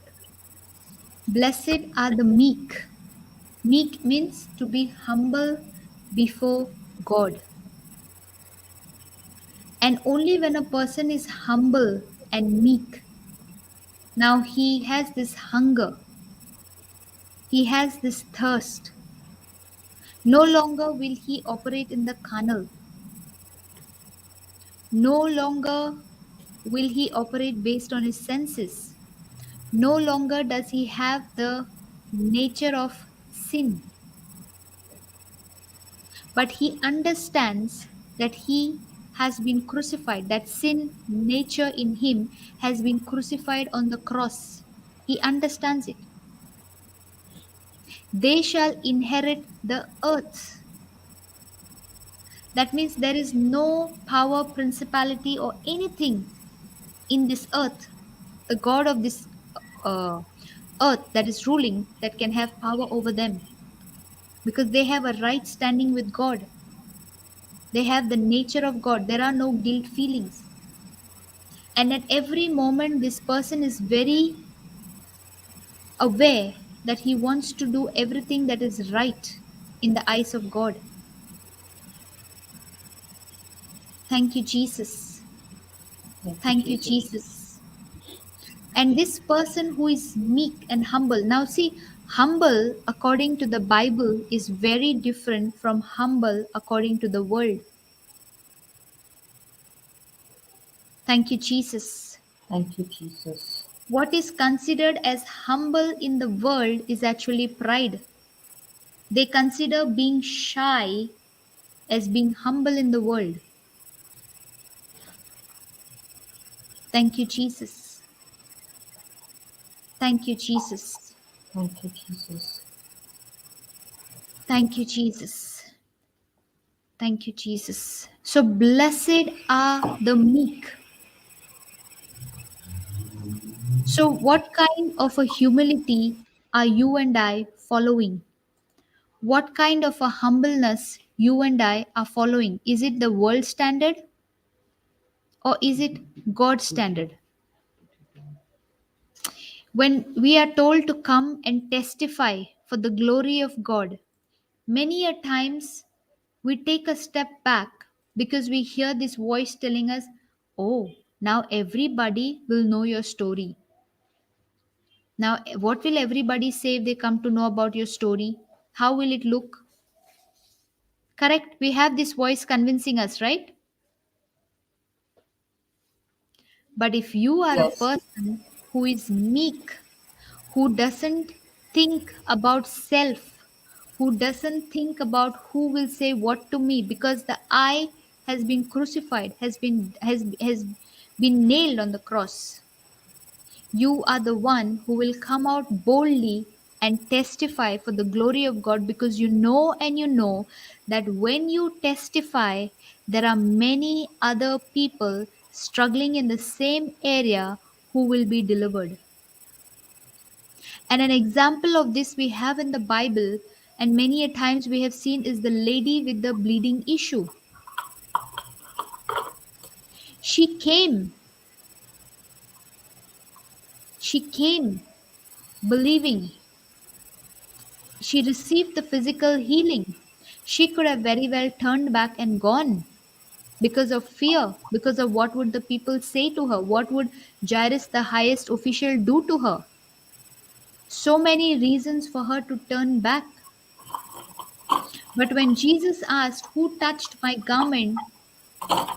She opened her mouth and confessed the whole truth. She was extremely humble and extremely sensitive to the word of God. And what happened? Immediately Jesus said, you have been made whole. So in every area of her life, she had prosperity. Nothing over the earth, any kind of lack could overtake her now, because she testified. Many of us here have received healings. Many of us here have received some thing very precious and special that the Lord has done in our lives. But we have not come forth to testify. We have not been humble enough to the voice of the Holy Spirit. We have been living our own way. Thank you, Jesus.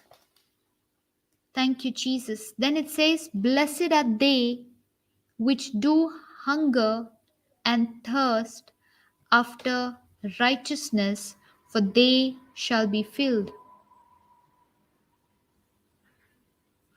When you hunger and thirst to have the nature of Christ, and what does that mean? Again, going back to the cross, understanding the divine exchange that happened on the cross.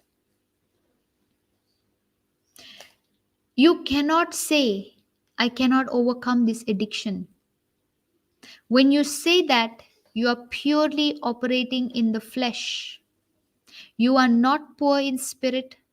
You've not understood the love of God. You are not very sensitive to the voice of God. So you're not very careful to maintain that relationship of holiness with God. And you're not meek enough to say, Lord, I'm failing and falling in this area. Can you teach me how? What are the corrections I need to make? So when a person says, I cannot overcome this addiction, what does it mean? The I has become bigger and Jesus became very small. But when you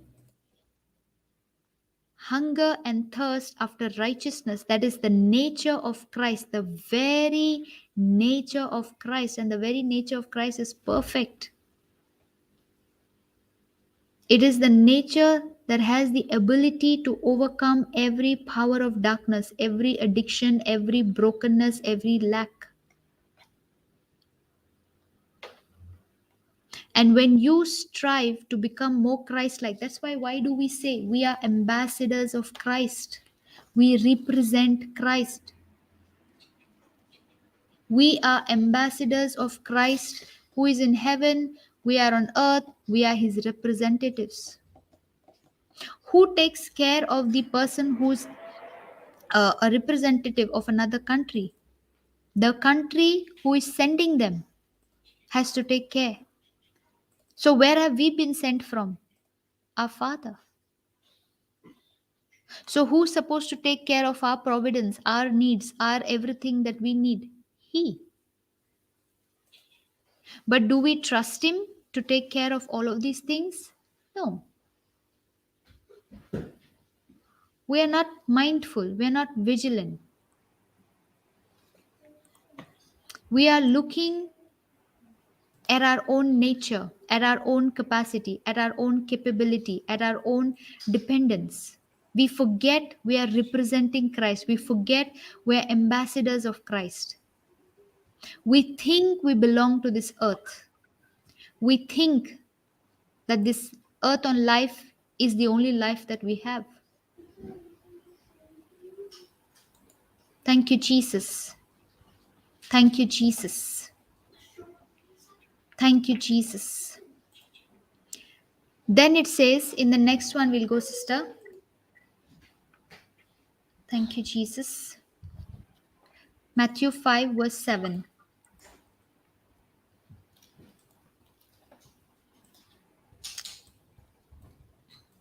Thank you, Jesus.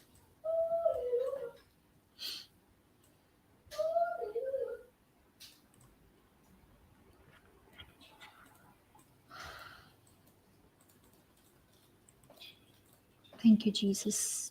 Thank you, Jesus. Matthew 5, verse 7. I put it up, sister.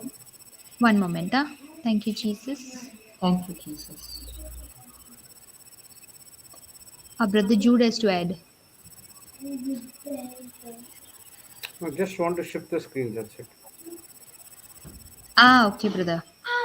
Okay, praise God. So it says, blessed are the merciful, for they shall obtain mercy. So when a what does mercy mean? What does mercy mean? Blessed are the merciful, for they shall obtain mercy. Not giving them what they deserve. Exactly. We deserved punishment. We deserved so much more. But then we are getting a complete whole package from Christ of freedom, salvation for all eternity. If God has forgiven us so much, why is it so difficult for us to be merciful towards somebody else? Like, for example, if somebody is having a problem in some area, a addiction in some area, that person is not able to get out of it. Why are we quick to judge that person? Why can't we show that person mercy? Why can't we tell that person that there is a way which is the right way and a way that will give you freedom? Or are we quick to say that person, that person, even see, I have learned this very recently, okay, and I'm very, very mindful of it now. Even if somebody is talking about another person, my question is why? Why are we talking about that person? Is it anything beneficial for us to know about that person? If the answer is no, I don't want to know. Because Ephesians 4:29 says, let every word that you speak only minister grace. So, whether the person is in front of you or not in front of you, at all times you have to be mindful what are you speaking.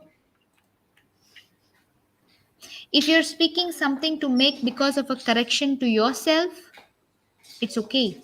You do the correction by yourself, but don't involve any other person. Don't talk about any other person. Just the way you received mercy from God, just the way you received forgiveness from God, so also you give it to another person. Don't point fingers to somebody else. You know what we think when a person is not in front of us, like some many a times in school also you'll hear no people say she's such a slow coach. She moves like a turtle. Have you heard all this? Yes. Praise God. Praise But God. are these the right things to say? No. No. Just because you have learned how to do it quickly, just because you have learned how to function properly, just because you have everything going for you at a higher speed, doesn't mean you put somebody else down.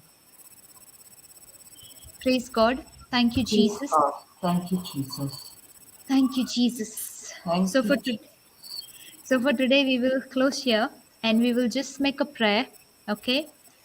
And then we can take the questions. Thank you, Jesus. Thank you, Abba Father. Thank you, Holy Spirit. Thank you, Jesus. Lord, we thank you for teaching us that in every day of our life, we need to walk side by side with you, not ahead of you, because we would go and fall into some pit created by our own thinking, not walk behind you, because we will be distracted by the deceptions of this world, but we choose to walk with you side by side every single day. We also choose, Lord, that you increase in every area of our life. I no longer want to keep you in selected areas where I'm comfortable, but I want to learn to journey with you. I want to journey with you where my trust is without any borders, O Lord. My trust is like the way you trusted your Father Jesus, and you trusted him to the end. In the same way, Lord, I thank you that you teach me to be poor in spirit all the days of my life, that I'm never satisfied, but I want to know you more and more and more deeply and intimately and closely. And I want to treasure this relationship that I have with you with all of my heart. Just as you have given mercy and grace to me in abundance, O Lord, in the same way, teach me, Spirit of God, to be merciful to every person and never ever be judgmental. Thank you, Jesus, that when people come against me, persecute me, revile, say things against me, I'm quick to forgive, I'm quick to bless. Thank you, Jesus, that I always remember everything I do it because Jesus in me does it. Everything I receive by grace, nothing of me. Thank you, Abba Father. Thank you, Jesus. Thank you, Holy Spirit. Amen. Thank you, Amen. Jesus. Thank you, Amen. Jesus. Praise God. Amen. Jesus. Praise God. Thank you, Jesus. Thank you, Jesus. Were there any questions, Sister Jessie or Sister Um, Celestina? Just one is there, right, Sister Jessie, which you start? yeah, I mean, do you want it to be read? Okay. Praise Jesus. Praise Jesus. Shall I read? Yes. Okay. Praise Jesus. This this question, okay, I'm not sure whether it's a brother or sister. Maybe this is the I'm not sure if it's a question, but it's kind of like a request. It says here, Lord, I surrender myself. Can you hear me? Yes. yes, sister. I was hearing some echo. Okay, praise God. Lord, I surrender myself, my weakness, sickness, my job. Lord, have mercy on me. Give me your grace. Praise Jesus. Thank you, Praise Jesus. Jesus. Praise Jesus. Okay. Now, when this person has said, give me your grace, is it the right thing to say? And also, secondly, they said, I surrender, right? I surrender, something like that. Is Yeah, that it the right says, thing to say? says, Lord, I surrender myself, my weakness, sickness, my job. That's the first part. Okay. Praise God. So, actually, what this person is saying is, um, Lord, you've not yet done for me. So, I'm leaving it at the cross, but I don't know what I have to take in exchange after I surrendered everything to you. And what is Jesus saying? Ephesians 1 3, I have given you everything in the spiritual, all that you would need for this earthly life. Nothing missing, nothing broken, nothing lacking. If there is something missing, the correction to be made is you have to get into the Word of God, understand what is your inheritance. You know, inheritance, what is inheritance? When the parents die, they have a will written, correct? And Yes. whatever they have inherited comes to the children naturally just because they are their children. In the same way, you and I have been adopted into the kingdom of God as children because of what Jesus has already accomplished. If Jesus didn't do what he did, you and I don't qualify. You and I cannot get. So he's already given 1 Peter 2:24. He has already purchased that promise by his blood. It is a receipt. For example, sister, can you repeat that question again? Thank you, Jesus. Praise Jesus. Lord, I surrender myself, my weakness, sickness, my job, and Lord, have mercy on me. Mm. Give me your grace. Mm. So the Lord has no mercy. So he gave you sickness. Is that what it means, sister? No. Now, when you say, Lord, I surrender my sickness, you know what his reply to you?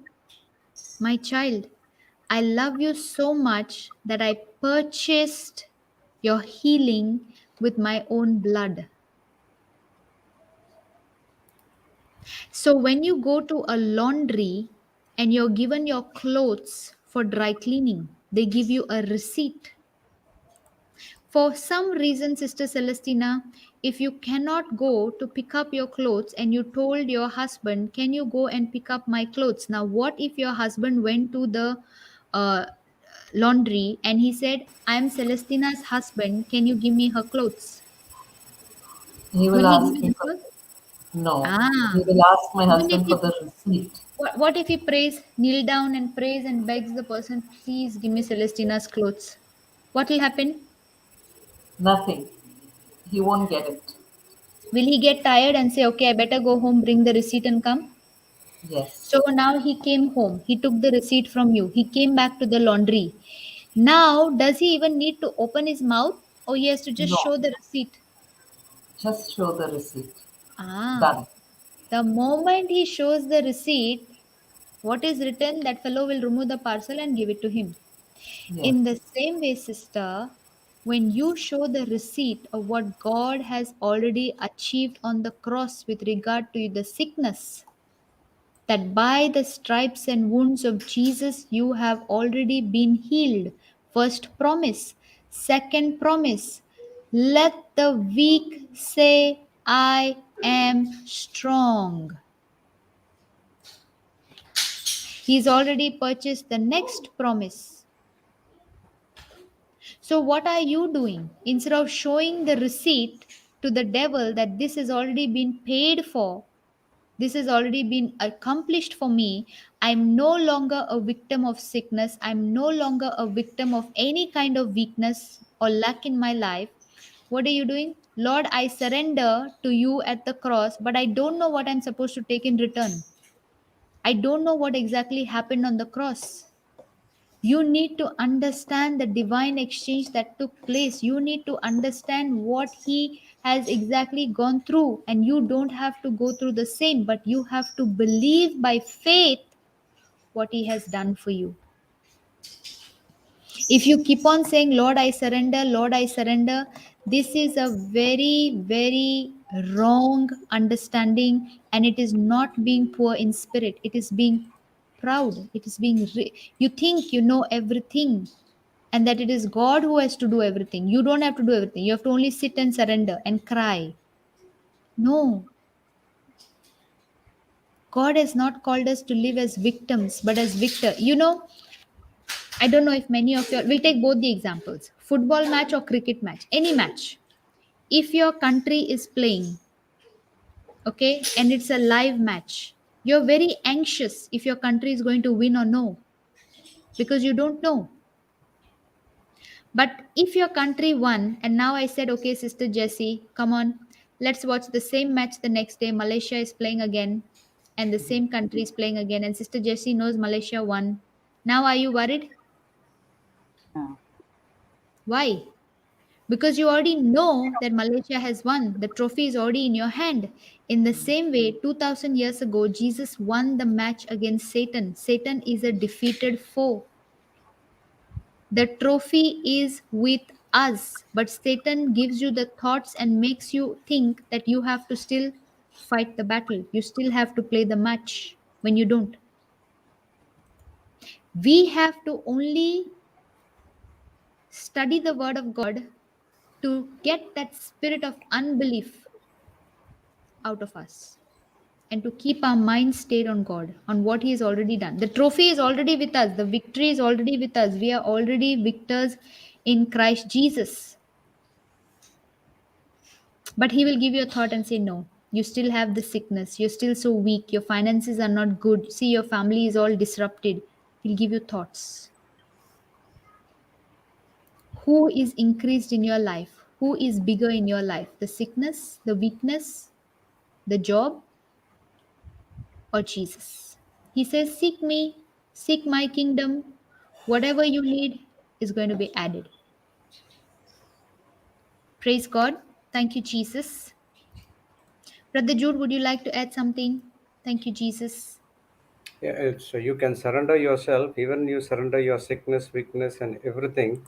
God cannot do anything on that because God has already given us the authority to take control of our weakness, sicknesses, and job. Our role is whether you're going to trust God on your weaknesses, whether you're going to trust God on your sicknesses, whether you're going to trust God when the job gets into problematic situation.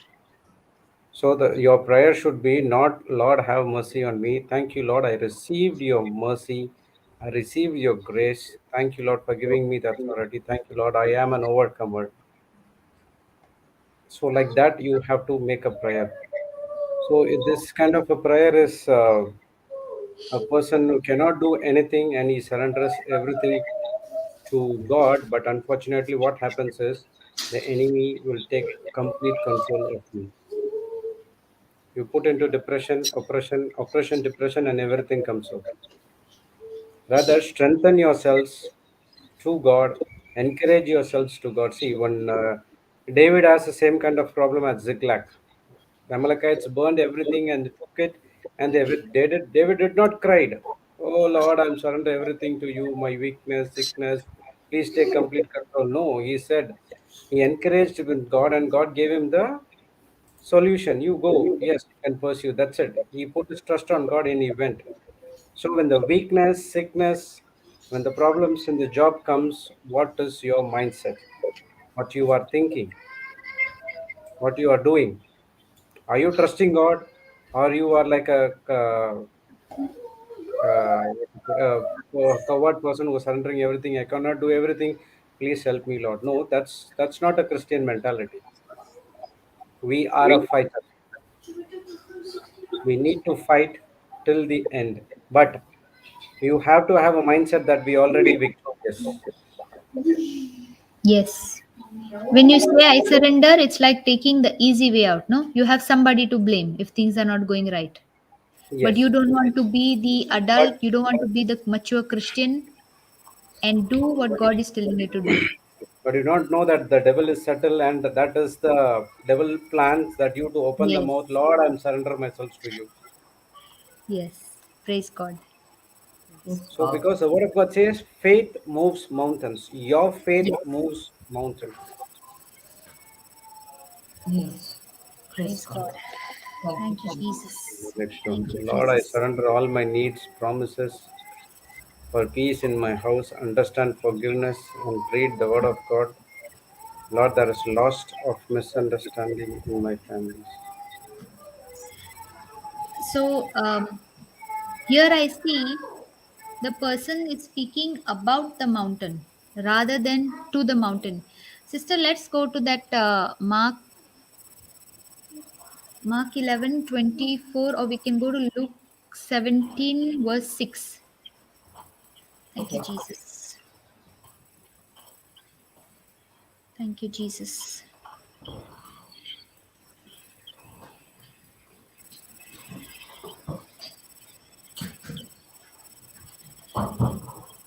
Yes, sister. You can share.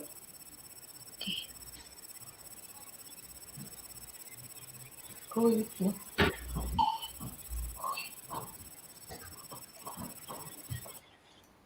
Oh, I Your cannot. screen, is your screen layer? Yeah. Okay. Praise God. Praise God. Hmm, Okay. praise Jesus. So it says here, in my house, understand forgiveness. Okay, sister, just go little higher, little up. Start from number one. We'll just run through so sister gets an understanding. Then said he unto the disciples, it is impossible, but that offenses will come. Offenses will come. But woe unto him through whom they come. It were better for him that a millstone were hanged about his neck, and he cast into the sea, than that he should offend one of these little ones. Then take heed to yourself. If thy brother trespass against thee, rebuke him, and if he repent, forgive him. And if he trespass against thee 7 times in a day, and 7 times in a day turn again to thee, saying, I repent, thou shalt forgive him. Then, and the apostles said unto the Lord, increase our faith. And the Lord said, if, not for sure, if there's a condition applied, if, so there is something that you have to do. If you had faith as a grain of mustard seed, how big is a mustard seed? Take an imagination. You might say, you have to do something, you have to say to what? Unto this sycamore tree. Who is this sycamore tree? Unforgiveness, bitterness, irritation, strife in the family, misunderstanding. So, what do you say to this sycamore tree? Be thou plucked up by the root. And where is that root? In your heart. And then what to do after you're plucked out from the root? Be thou planted in the sea. And what will happen when you do these two things? It should obey you. So now who has the authority to remove the sycamore tree of unforgiveness, bitterness, irritation? Us. So can we say, Lord, I surrender all my problems to you? No. No. If you're doing that, you're taking the very lazy way out. That's lazy. You don't want to do anything. But if you know who you are in Christ, if you know the authority you have in your tongue, because Proverbs 18:21 says, life and death is in the power of my tongue. Now you are going to open your mouth and say, Lord, you said that if I say to the sycamore tree, and remember 1 John 4:4 says, greater is the Spirit of God that is in me than the evil spirit in this world. So if the Spirit of God is in you, so now when you are opening your mouth and saying, whose authority are you saying it with? The authority of Christ. Whatever we do it by faith. So when you are saying to that sycamore tree, be thou plucked up, you spirit of unforgiveness, you spirit of bitterness, you spirit of strife, you spirit of misunderstanding in my family, be plucked up from the root and be planted into the sea. And I thank you, Jesus, that angels have been released, angels of peace have been released into my family. Thank you, Jesus, that the correct laborers have come to give the gospel to my family members. And remember, at home, don't preach the gospel, but live the gospel. Just keep loving them as they are. Don't say anything to them. Thank you, Jesus. Thank you, Jesus. Thank you, Jesus. Remember, again I am saying, it is a spiritual battle. You are not fighting the persons in your house. You are fighting the spirit operating in that person, the spirit of unforgiveness, the spirit of bitterness, the spirit of misunderstanding. the spirit of strife. Praise God. Thank you, Jesus. Thank you, Jesus. Thank you, Jesus. So from today, will that person say again, Lord, I surrender all of these things to you? No. Or you will be the champion, take authority, and destroy that sycamore tree from your family. Destroy that lie that the devil has been planting in the mind of your family members. You are a warrior. You are an ambassador of Christ. Thank you, Jesus. Thank you, Jesus. Yes, Brother Jude. Thank you, Jesus. Sorry, my son cried. I went. Praise God. Okay. Thank you, So if Jesus. you see all the things, what we see is everyone is ready to surrender, but everyone is not ready to change themselves, look some things in a different way. Praise If there God. is peace, for forgiveness is nothing, the Lord I'm surrender. What would Lord would do if you are not agreeing? That's what Psalms 115:16 says, right? God has given us the earth under our control. We need to open our mouth and we need to speak. Everyone says, if Lord, I surrender forgiveness, no peace in my house, this is that, that is that. So what's the reason we are coming and attending the Bible class?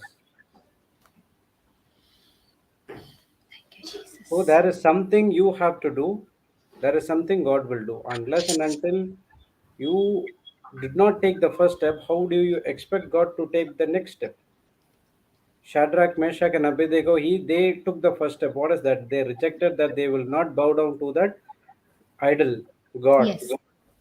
And they said that we know that our God will come and rescue us. Even though if He doesn't come and rescue us, we won't surrender to your God.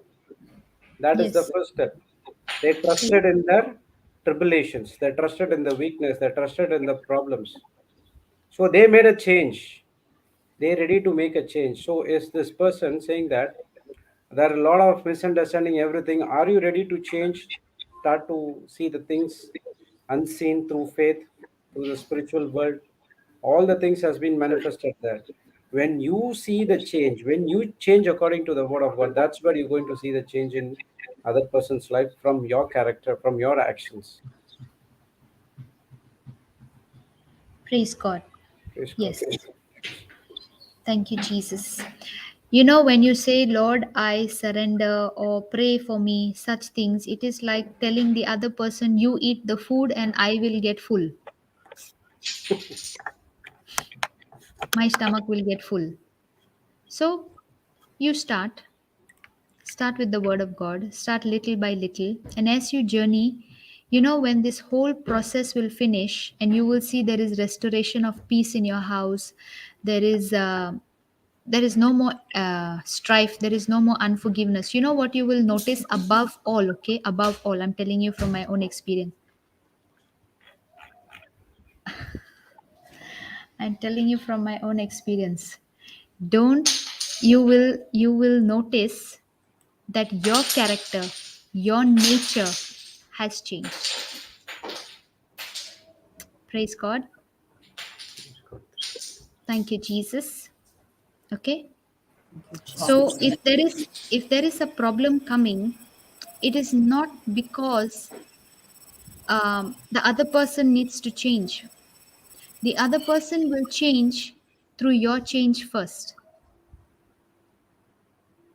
The pruning will happen in you first when you are ready to be obedient, humble, humble. I used to always think before being shy was a sign of humility until I understood the truth of what is shy and what is how it is. That was me being so proud because I don't want God to be glorified. All the time I'm so worried about who would say what about me. But now the attitude has changed, the mindset has changed. And when you are humble to be like in my house also, I am the first one uh, to be the one to change completely.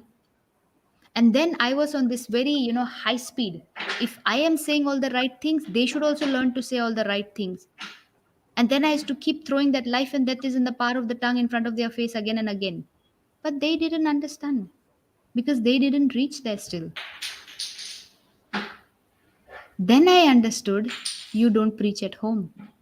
You only walk the walk, love walk at home. Your change in your nature, your character is what will bring the change in them.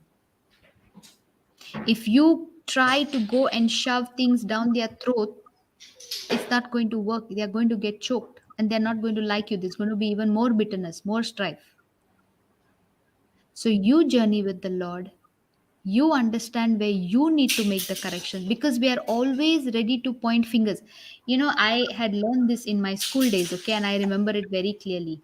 My teacher always said, don't do this, because when you're doing this, there's three fingers pointing back at you. You are pointing one finger to the person, but there's three fingers pointing back at you. So never see the wrong in another person. First see what is wrong in you. It Make is the in correction scripture there. as well, right, sister? It It talks, is in scripture. don't see the speck in your brother's eye when there is a log in your own eye. But Correct? That regarding one, the right? finger, and there is three fingers pointing back Oh, at there you, is? is it this? Yes. I don't know about that, This is sister. also scripture, sister.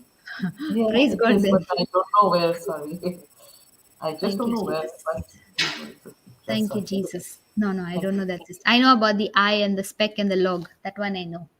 Thank you, Jesus.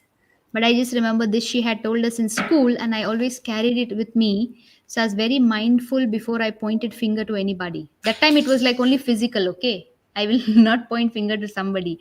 But as I understood the meaning growing up, I understood, okay, you're not supposed to look at the wrong in others, but always look at what is going on with you. And why do you have that thinking against that person like that? Thank you, Jesus. Yeah, we'll just put this up. Thank you, Jesus. It says Luke 6:41. Luke 6:41. Why do you see the speck that is in your brother's eye, but do not notice the log that is in your own eye? So, if there is a situation of bitterness, irritation, anger, jealousy, envy, pride, restlessness, separation, go and check what is your heart condition amongst all of those problems which are going on.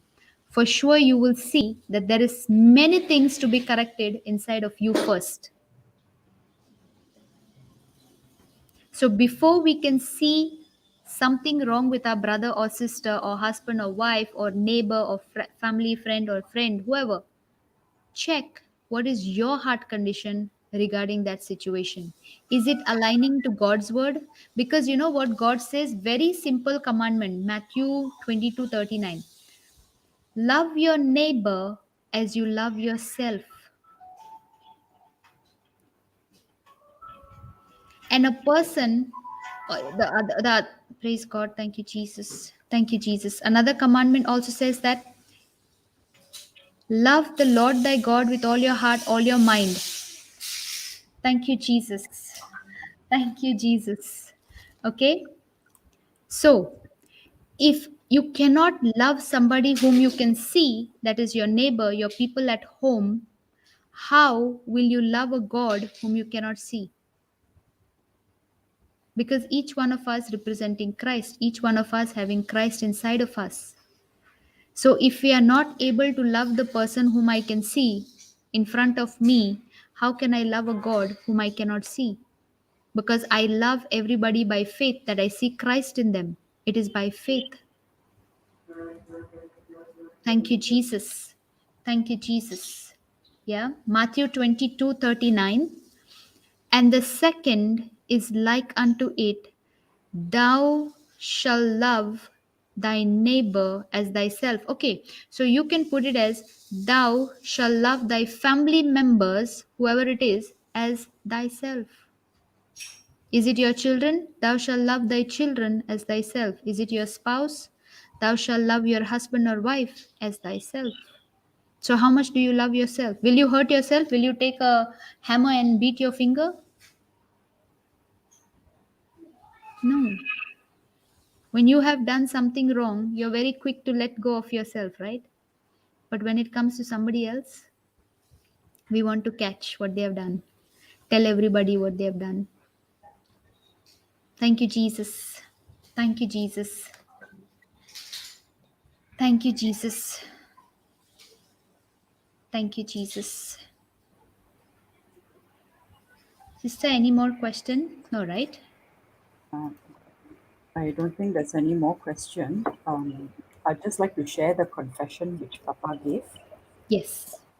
regarding on Matthew 22, verse 39, the one that you just took, Yes. loving our neighbors as ourselves. Loving, thou shalt love, you shall love your neighbor as yourself. So, while the other day, I think it was, yeah, during, the godly marriage session where Brother Jude and Sister Marita came as the godly couple, Papa shared regarding the topic of self-hating. He says that, if you hate yourself, you can't love your neighbors. But that's another, topic on its own. So he explained this scripture on you shall love your neighbor as yourself. In relationships, we have to first love ourselves, because there was an issue of self-hating, which he was discussing.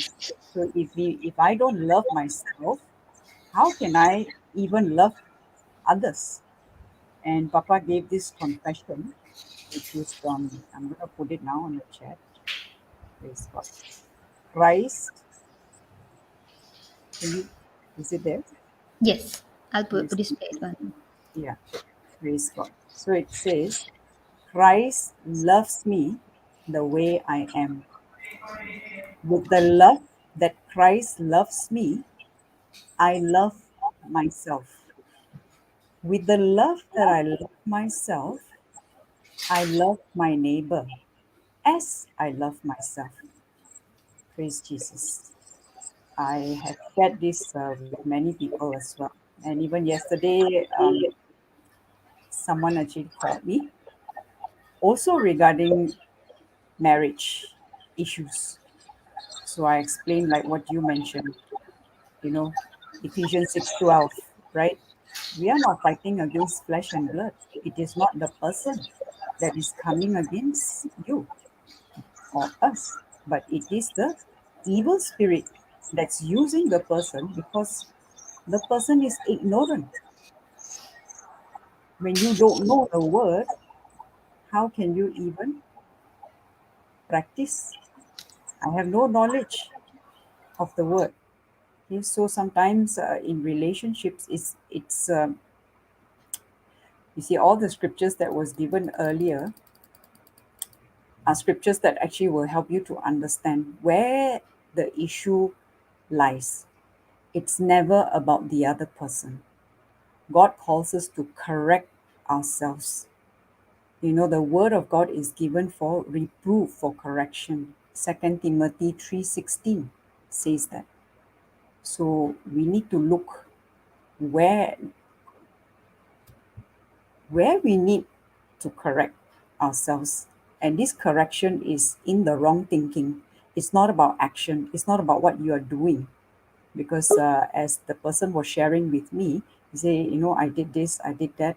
It's not, and he did this or she did that, and it involved like family members, not just the couple, but family members, extended family. And it all boils down to we ourselves.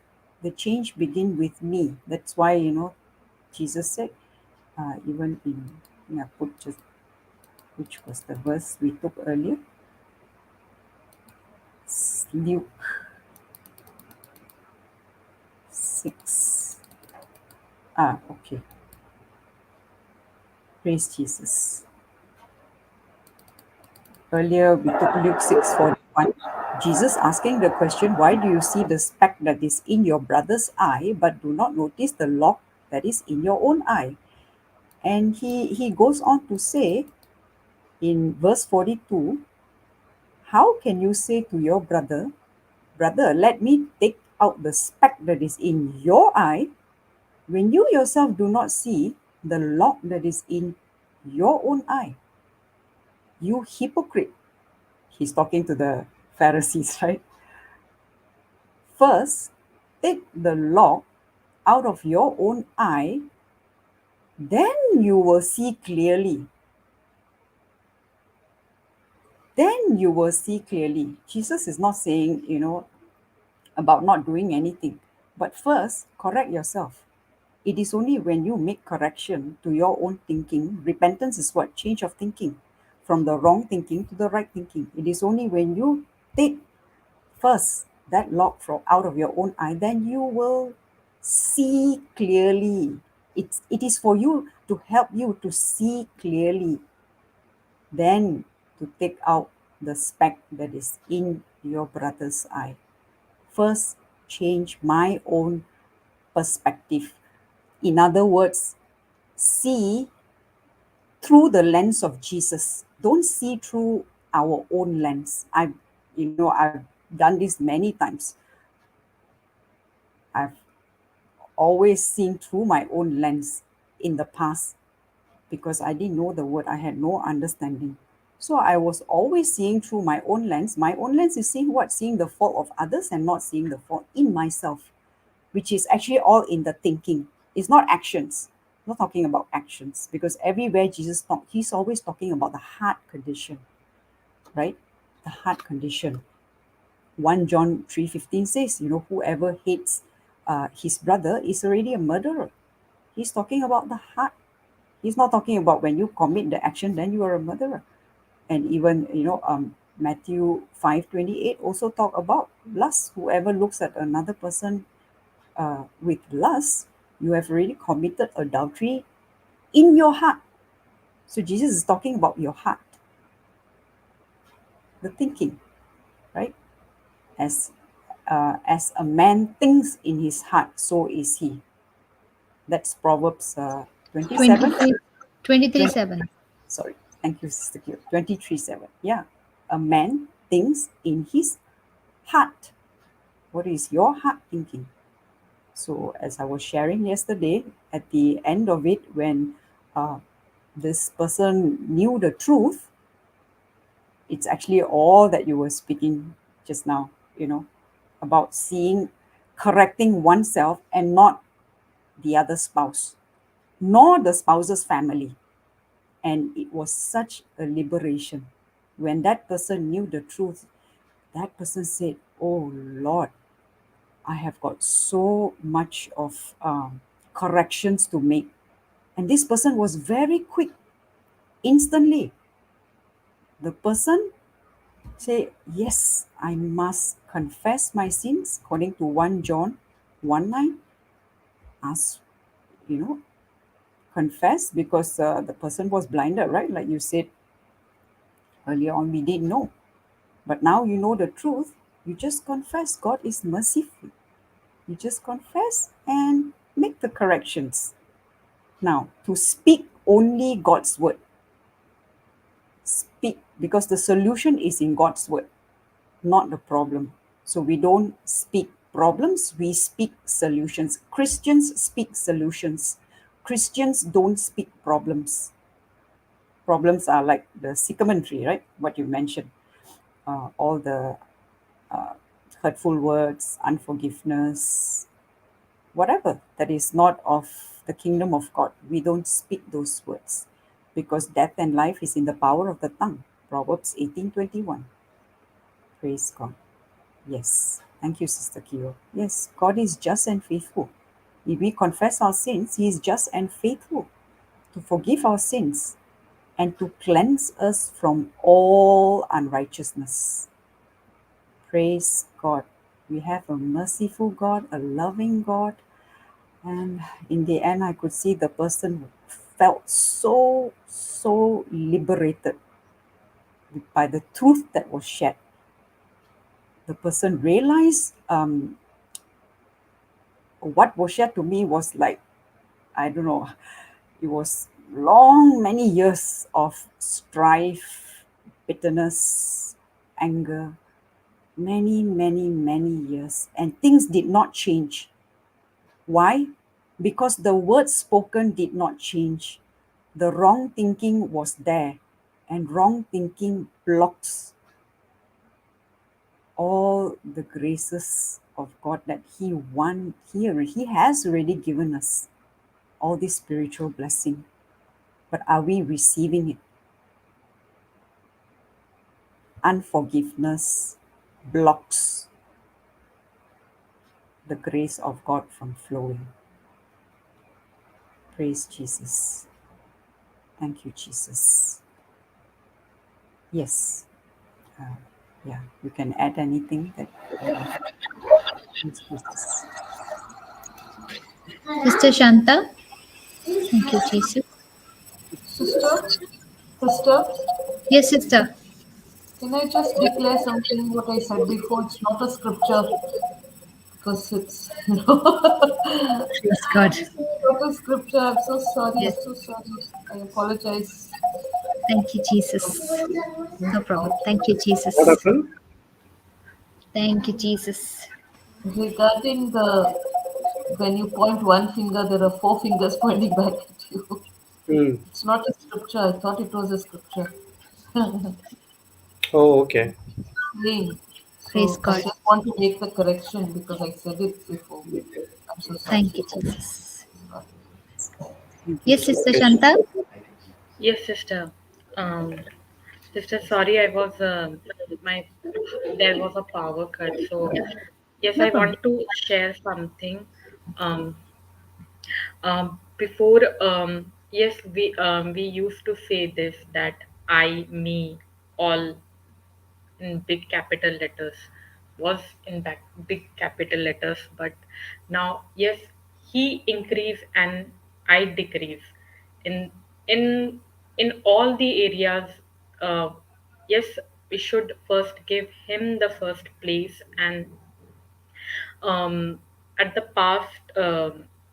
past, sister, before I was not letting go the past, whatever what happened that time. And but Holy Spirit is so he's so good that he always says what is written. And yes, he said that for in Isaiah 43:18-19, there it's written that all your forget your past, don't hold your past, because it's blocking my life only. I'm If I'm not letting it go, I cannot see the God what wanted to he has plans in my life. If I'm holding my past, if I'm holding that past, it's nothing benefit, not me or to others. Praise God. Thank you, Jesus. Yes, and in this one thing we have to remember what He has done, and He has done everything. And yes, our past, it is nailed on the cross. No matter what situation you are, you are seeing, you are facing. It is nailed on the cross. So just focus on what He has done for you. And yes, always keep remembering yourself that what God has done for you, what He has done. The first thing He has done, that He took my sin. He took he took that punishment. He took punishment that punishment, and now I'm in righteousness. Yes, He has given His nature to me. So yes, sister, um He has given me this righteousness, His nature. And yes, repentance, the two most important things, this repentance, righteousness and repentance. He has given me His nature, but when I have to do what, I have to change my thinking. Yes, it's come my change of my thinking, the word of God. Praise God. Yes, sister. Sister, you are. Thank you, Jesus. Praise Jesus. Yes, praise God. Thank you, Jesus. Yes, Praise Brother God. Jude, you were sharing something with us. Thank you, Jesus. Praise Jesus. Hmm. Brother Jude? He said his son was there. Ah, okay, Yeah, praise tell God. me. So, no, I So, thought you were going to share something. No, no. Thank you, Jesus. praise Yes, Jesus. when this scripture became very, very real to me and very, very, alive, when I was changing from countries, when I had resigned my job, because the first question everybody will ask you, where is your security?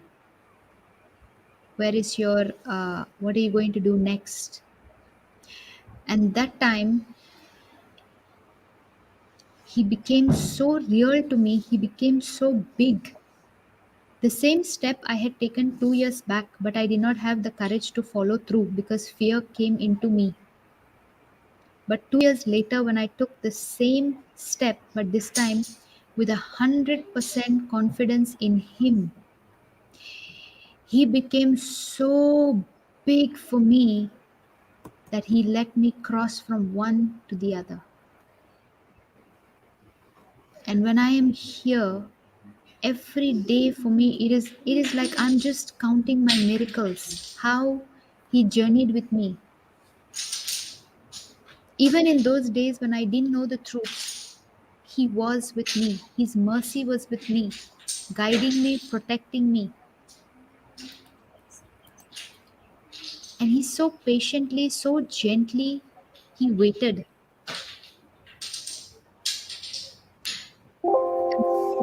Every day I only remind myself, who is the bigger one here? Who is the bigger one? The moment I have some irritation or something comes, I will always ask, give me who's bigger. Doesn't feel like Jesus is bigger anymore. If you're getting irritated, if you're losing your mind, if you're losing patience. Praise God. Thank you, Jesus. Thank you, Jesus. thank you, Jesus. Can I just Praise ask God. something about what Yes. Sister Celestina was sharing at the very beginning? Actually, I missed it. What was it that you said something got you irritated? Sorry, I actually missed that part that Uh, you said because the scripture came to mind. So I'm just the actually, waiting. You what? said something about waiting. Yeah, because my husband, when we are having lunch or dinner, he always comes late to the table. He's busy on a call, and I'll wait, but he doesn't come. So I start eating, and by the time he comes, I'm done. So instead of sitting there, I get up and I walk out because I want to finish other things. I'm busy with other things. So he has been telling me for quite some time to please be with him while he's eating because he wants company. Ah, okay, okay, And okay. that irritated me because Oh, immediately the devil put thoughts like, Arey, what is this? He's coming late and you have to wait for him, you know. And I ah, allowed that thought, I entertained it, and the anger came after that. First was the pride, then came the anger, then came the strife, then came the offense, then the mouth opened. But it came very fast, very fast. praise God, praise God. Because Fraction of a second, though it sounds very long, no, but it happened very quickly. okay, okay. I didn't get the exact details. So I didn't want to misinterpret what you were sharing, but a Praise scripture God. actually came to mind. Praise Yes, Jesus. praise Jesus. I'll just put it there. This was what came to mind. I'll put it on the chat and I'll show it. Praise Jesus. You want to read? Um, Therefore, my beloved brethren, be steadfast, immovable, always abounding in the work of the Lord, knowing that your labor is not in vain in the Lord. Praise God. Yeah, it's actually the last part. while you are waiting, it's like while laboring in love, for love of God, know that your labor is not in vain in the Lord. And while patiently sitting, you are actually sowing, praise Jesus, while patiently sitting and bearing in mind how God had endured, how Jesus has endured all the suffering so patiently for love of us, know that your labor is also not vain, not in vain in the Lord. It doesn't go to waste, in other words. Yeah, that's what the other translations say, I think. 'Cause it remind, I was reminded of this because this was just the reading, the second reading few weeks ago, I think. Yeah, about, oh death, where is your sting? You remember? Just few weeks ago, we had this at Mass. This was one of the reading, and this particular verse actually caught my attention. It's actually the last verse, I think. It's the last verse. And even in the Sunday Missal, when I read, there's also one verse that's tied to this. Okay, I'm not sure what is the translation, what is the version that is used in the Sunday Missal, but there is this three words, only three words that caught my attention. I think it is a translation on something. Can you see that immovable? Be Yes. steadfast, immovable. Yeah, I think it meant the immovable. So these three words was written in the Sunday Missal. Never admit defeat. You see, sometimes the devil keeps putting so much pressure. I mean, okay, the thoughts, okay.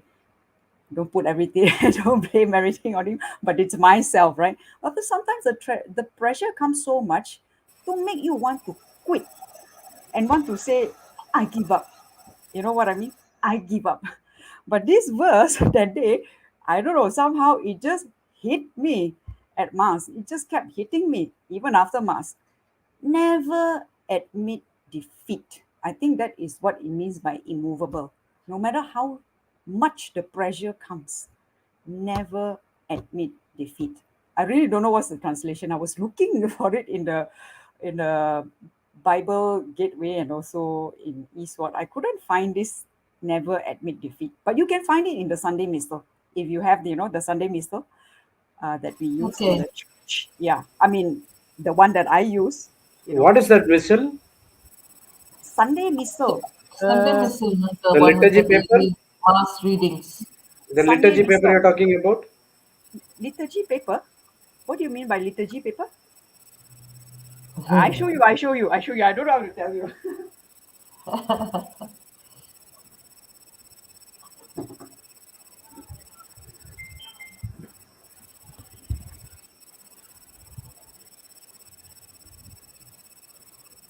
What is that? Brother Jude should be knowing about it. It's the Can you daily see? missal, no? Where there Can are you see? readings according to the day, Brother Sunday Jude. Missal is a Sunday reading for The No. readings, when we go for Mass. That's what we mass. use at Mass. I don't know about As India, but yes, Malaysia. we have. We call it a different. That's what liturgy of the year. That's what I Oh, asked. Oh, even Liturgy. we call it Here missal. it's We call it's it here missal it's here. called as liturgy. okay, okay. Oh, okay, Yeah, yeah. okay. That is, I So think, they are 3 years, and they will rotate Yes, according to A, the. B, and C. Yes. Yes, Yeah. yeah, yeah, A, That's correct, what B, it and says. correct, that correct, one. Yes, correct. Praise Jesus. praise Yes, Jesus. correct. It is,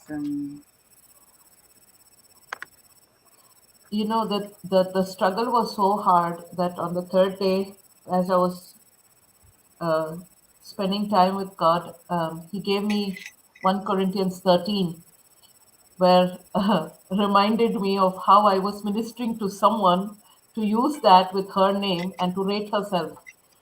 So that is what I had done. Celestina is this. And I was like, oh, okay, I failed this point, this point, this point. And that I kept repeating that whole day. So by the time it was dinner, passed. And the second one, John 3:30. I Praise must Jesus. increase, I must decrease, he must increase. So praise God. Praise God. See, when I you're saw ministering to it. others, the scriptures will flow next onwards. One by one, the scriptures will flow. But when you are facing problems, nothing will come into your mind. Yes. Because you have a will of your own, because your mind wants to decide Because we are something. at the hot seat. The I, me, myself. Me, myself. It comes on top. And So I increase, Jesus decrease. The John 3:30, that's turn the around. main reason we don't hear him, because I has increased. So his See, gentle that's voice becomes very low. until and unless you agree with him, you cannot work with him. Yes. Pride took over. Almost 3 So 3. true. If The you pride took can't over. agree, you cannot work. The couples agree, they cannot work in their life. That agreement is important. What is that meaning of agreement? One accord. The people were in agreement. They were in one accord at the synagogue. They agreed. That's the reason they got the Holy Spirit. So initially, when Enoch walked with God, Elijah walked with God, I was thinking, what is that walk with God is all about? Either he's walking in the heaven or something like that. Then I came to the understanding, okay, walk with God is something like that. You hearing his voice and you're talking to him, he is talking to you, and you are agreeing to his voice, and whatever he is saying, you are doing. That's what walking with God. Praise Praise God. Jesus. Yeah, there's one verse on that, right? Amos 3:3. Almost 3 3, yes. Amos If 3 you 3. cannot, if You two have can't that? agree, how can you work something like that? It will come. Amos 3 3. Praise Jesus. Aim almost. Okay, it's in Tamil, Uh, it's almost. AMOS. How I remember, this was taught quite some time back. Can two walk together except they be agreed? And Sister Gyumi was teaching about that never. Okay, Mm. go to 2 Timothy 1 7 in TPT translation.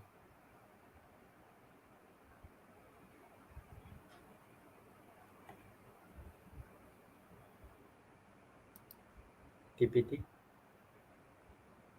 Do you see that? For God will never give you the spirit of fear. Mm. So she was explaining what is the meaning of never. Cows can't fly, right? She said that cows never fly. A teacher taught her. And So it got Jesse stuck also to her. was teaching about never admit fear. It's not going to happen at all. Whatever you do, or if you stand upside down, fall from the flight, top story building, nothing. God, it's if it is never, it's never. That's it. God will never give you the spirit, but He has given three weapons to overcome the spirit of fear. One is that Holy Spirit, who gives you the power, the love, and the self-control. So all these three things, you are going to overcome the spirit of fear. Satan comes with one lie, but God give three different weapons to go against that the spirit of fear. That is the power, the love, and the self-control, sound mind. Praise God. Yes. Thank you, Jesus. Thank you, Jesus. Okay. So, any questions? Anything to be shared? This word never actually became very real to me today. Thank you so much, sister. Because during difficult times in my life, I would hear Jesus saying, I will never leave you, never forsake you. But still, I would doubt, I would. And that is the That is truth. I would because really doubt. we are not fully convinced. We Yeah, do not have the word, so we do not able to convince. Now we have the word, we have the Holy Spirit, we are humble. Now whatever happens, God's promises will come to shall come to pass. We Whenever have I got hear that word Now never, you I'll remember that cow that doesn't fly. now your husband tell you, Celestina, can you come and eat with me? What your answer? Never will I come and eat with you or what? I would never say no. Never Will I I say say no? no. Never say Definitely no. I'm coming. Yes, I'm waiting for Never you. Praise Jesus. Wow, we'll see them in candlelight dinner every night. Praise Jesus. It's always good to have a family dinner with everyone because it's a Yes, time you can discuss the word of God, what you study. Yesterday, we were studying about that suddenly. That what came to Sister Cassandra's life. Ah, yes, And suddenly. now you have never. praise See, Jesus. the Bible is so interesting. Very, So very. beautiful. Yes, How many times you read, how many times with the right understanding, you will not uh, cast it out. You still want to read it again and again and again. yes, and the same scripture will give you different revelation each time you're reading it. And that is why God is asking you to read it again. Because each time He's asking you to read it, He'll give you a new revelation of it. Praise God. So it's not like, you're getting a scripture that you're told to read. You just obey and read. And that is where He will start revealing something so beautiful and new. And that's so beautiful. Praise God. Praise God. Praise God. Thank you, Jesus. Thank you, Jesus. Okay. So, if nothing, we can close today. Who wants to make the closing prayer? Open request. I, s- I see Sister Celestina smiling. So, And Sister Shanta. Sister Shanta is doing everything. So today, Sister Celestina, Praise Jesus. He came alive for you today, no, Sister Celestina? we will take a turn. Tomorrow, I should. Yesterday, we would have called Sister Cassandra to make the prayer, but it's okay. Oh, We missed it out. Praise God. Yes, sister, please. Okay. Thank you, Jesus. In the name of the Father, and of the Son, and of the Holy Spirit. Amen. Thank you, Abba Father. Thank you, Jesus. And thank you, Holy Spirit. Lord, you're so wonderful. You're so, so wonderful. You never, never fail to amaze me. Every day is a new walk with you. And I pray that everyone on this platform is walking with you and learning something new every day as they sit and spend time with you in your presence, getting to know you more deeper and deeper and deeper every single day. And as we leave this place, let us carry what we learn and not just leave it here. Lord, you will never, never leave us, never forsake us, Lord. And that is something that is so, so, so beautiful. That will never, never change. This word will never change in my life and in the lives of anyone who's listening. Our God will never leave us nor forsake us, ever, no matter what we do. He's always there with us, watching over us, correcting us, patting our back when we do well, very, very, very gently correcting us at all times. We thank you, Father, that this is a wonderful time that we're getting to spend with you. And time is the currency that you have given us to use productively for your kingdom, Lord. Lord, let us, as we go from here, look for that person that we need to reach out to share what we have learned today, so that we are overflowing with those living waters, able to give it to someone else who is in need, who needs to hear this today, Lord. We thank you for this precious, precious time that you have given us to spend with you, Lord, is just so precious. Thank you, Lord. Thank you, Abba Father. Thank you, Jesus. Thank you, Holy Spirit. In Jesus' name, I make this prayer. Amen. Amen. Amen. And Amen. amen. Amen. Amen. Amen. Praise Praise God. Amen. Thank you, Jesus. Praise sister. Thank God. you, Sister Celestina. Praise Jesus. Thank you, Sister Kyo. Thank you, Brother Thank Jude. you, Thank Sister you, Sister Naomi. Tanya. Thank you, Sister Jyoti. Thank Thank you, you, Santa. Cassie. Thank you to all our brothers and sisters. Jesus loves us all. God bless. Yeah. So tomorrow, 10:30 a.m. we have Brother Sudhir's class, and in the afternoon we have Mighty Mom's session at 3:30 p.m. IST, and then all the other sessions continues. And Saturday we have children's session. Saturday evening we have children's healing. Sunday morning we have adults healing as well. Okay, praise God. So use the teachings, the online classes to grow in the Word of God. Thank you. Praise God. God bless you all. See you all tomorrow. Bye Bye bye. bye.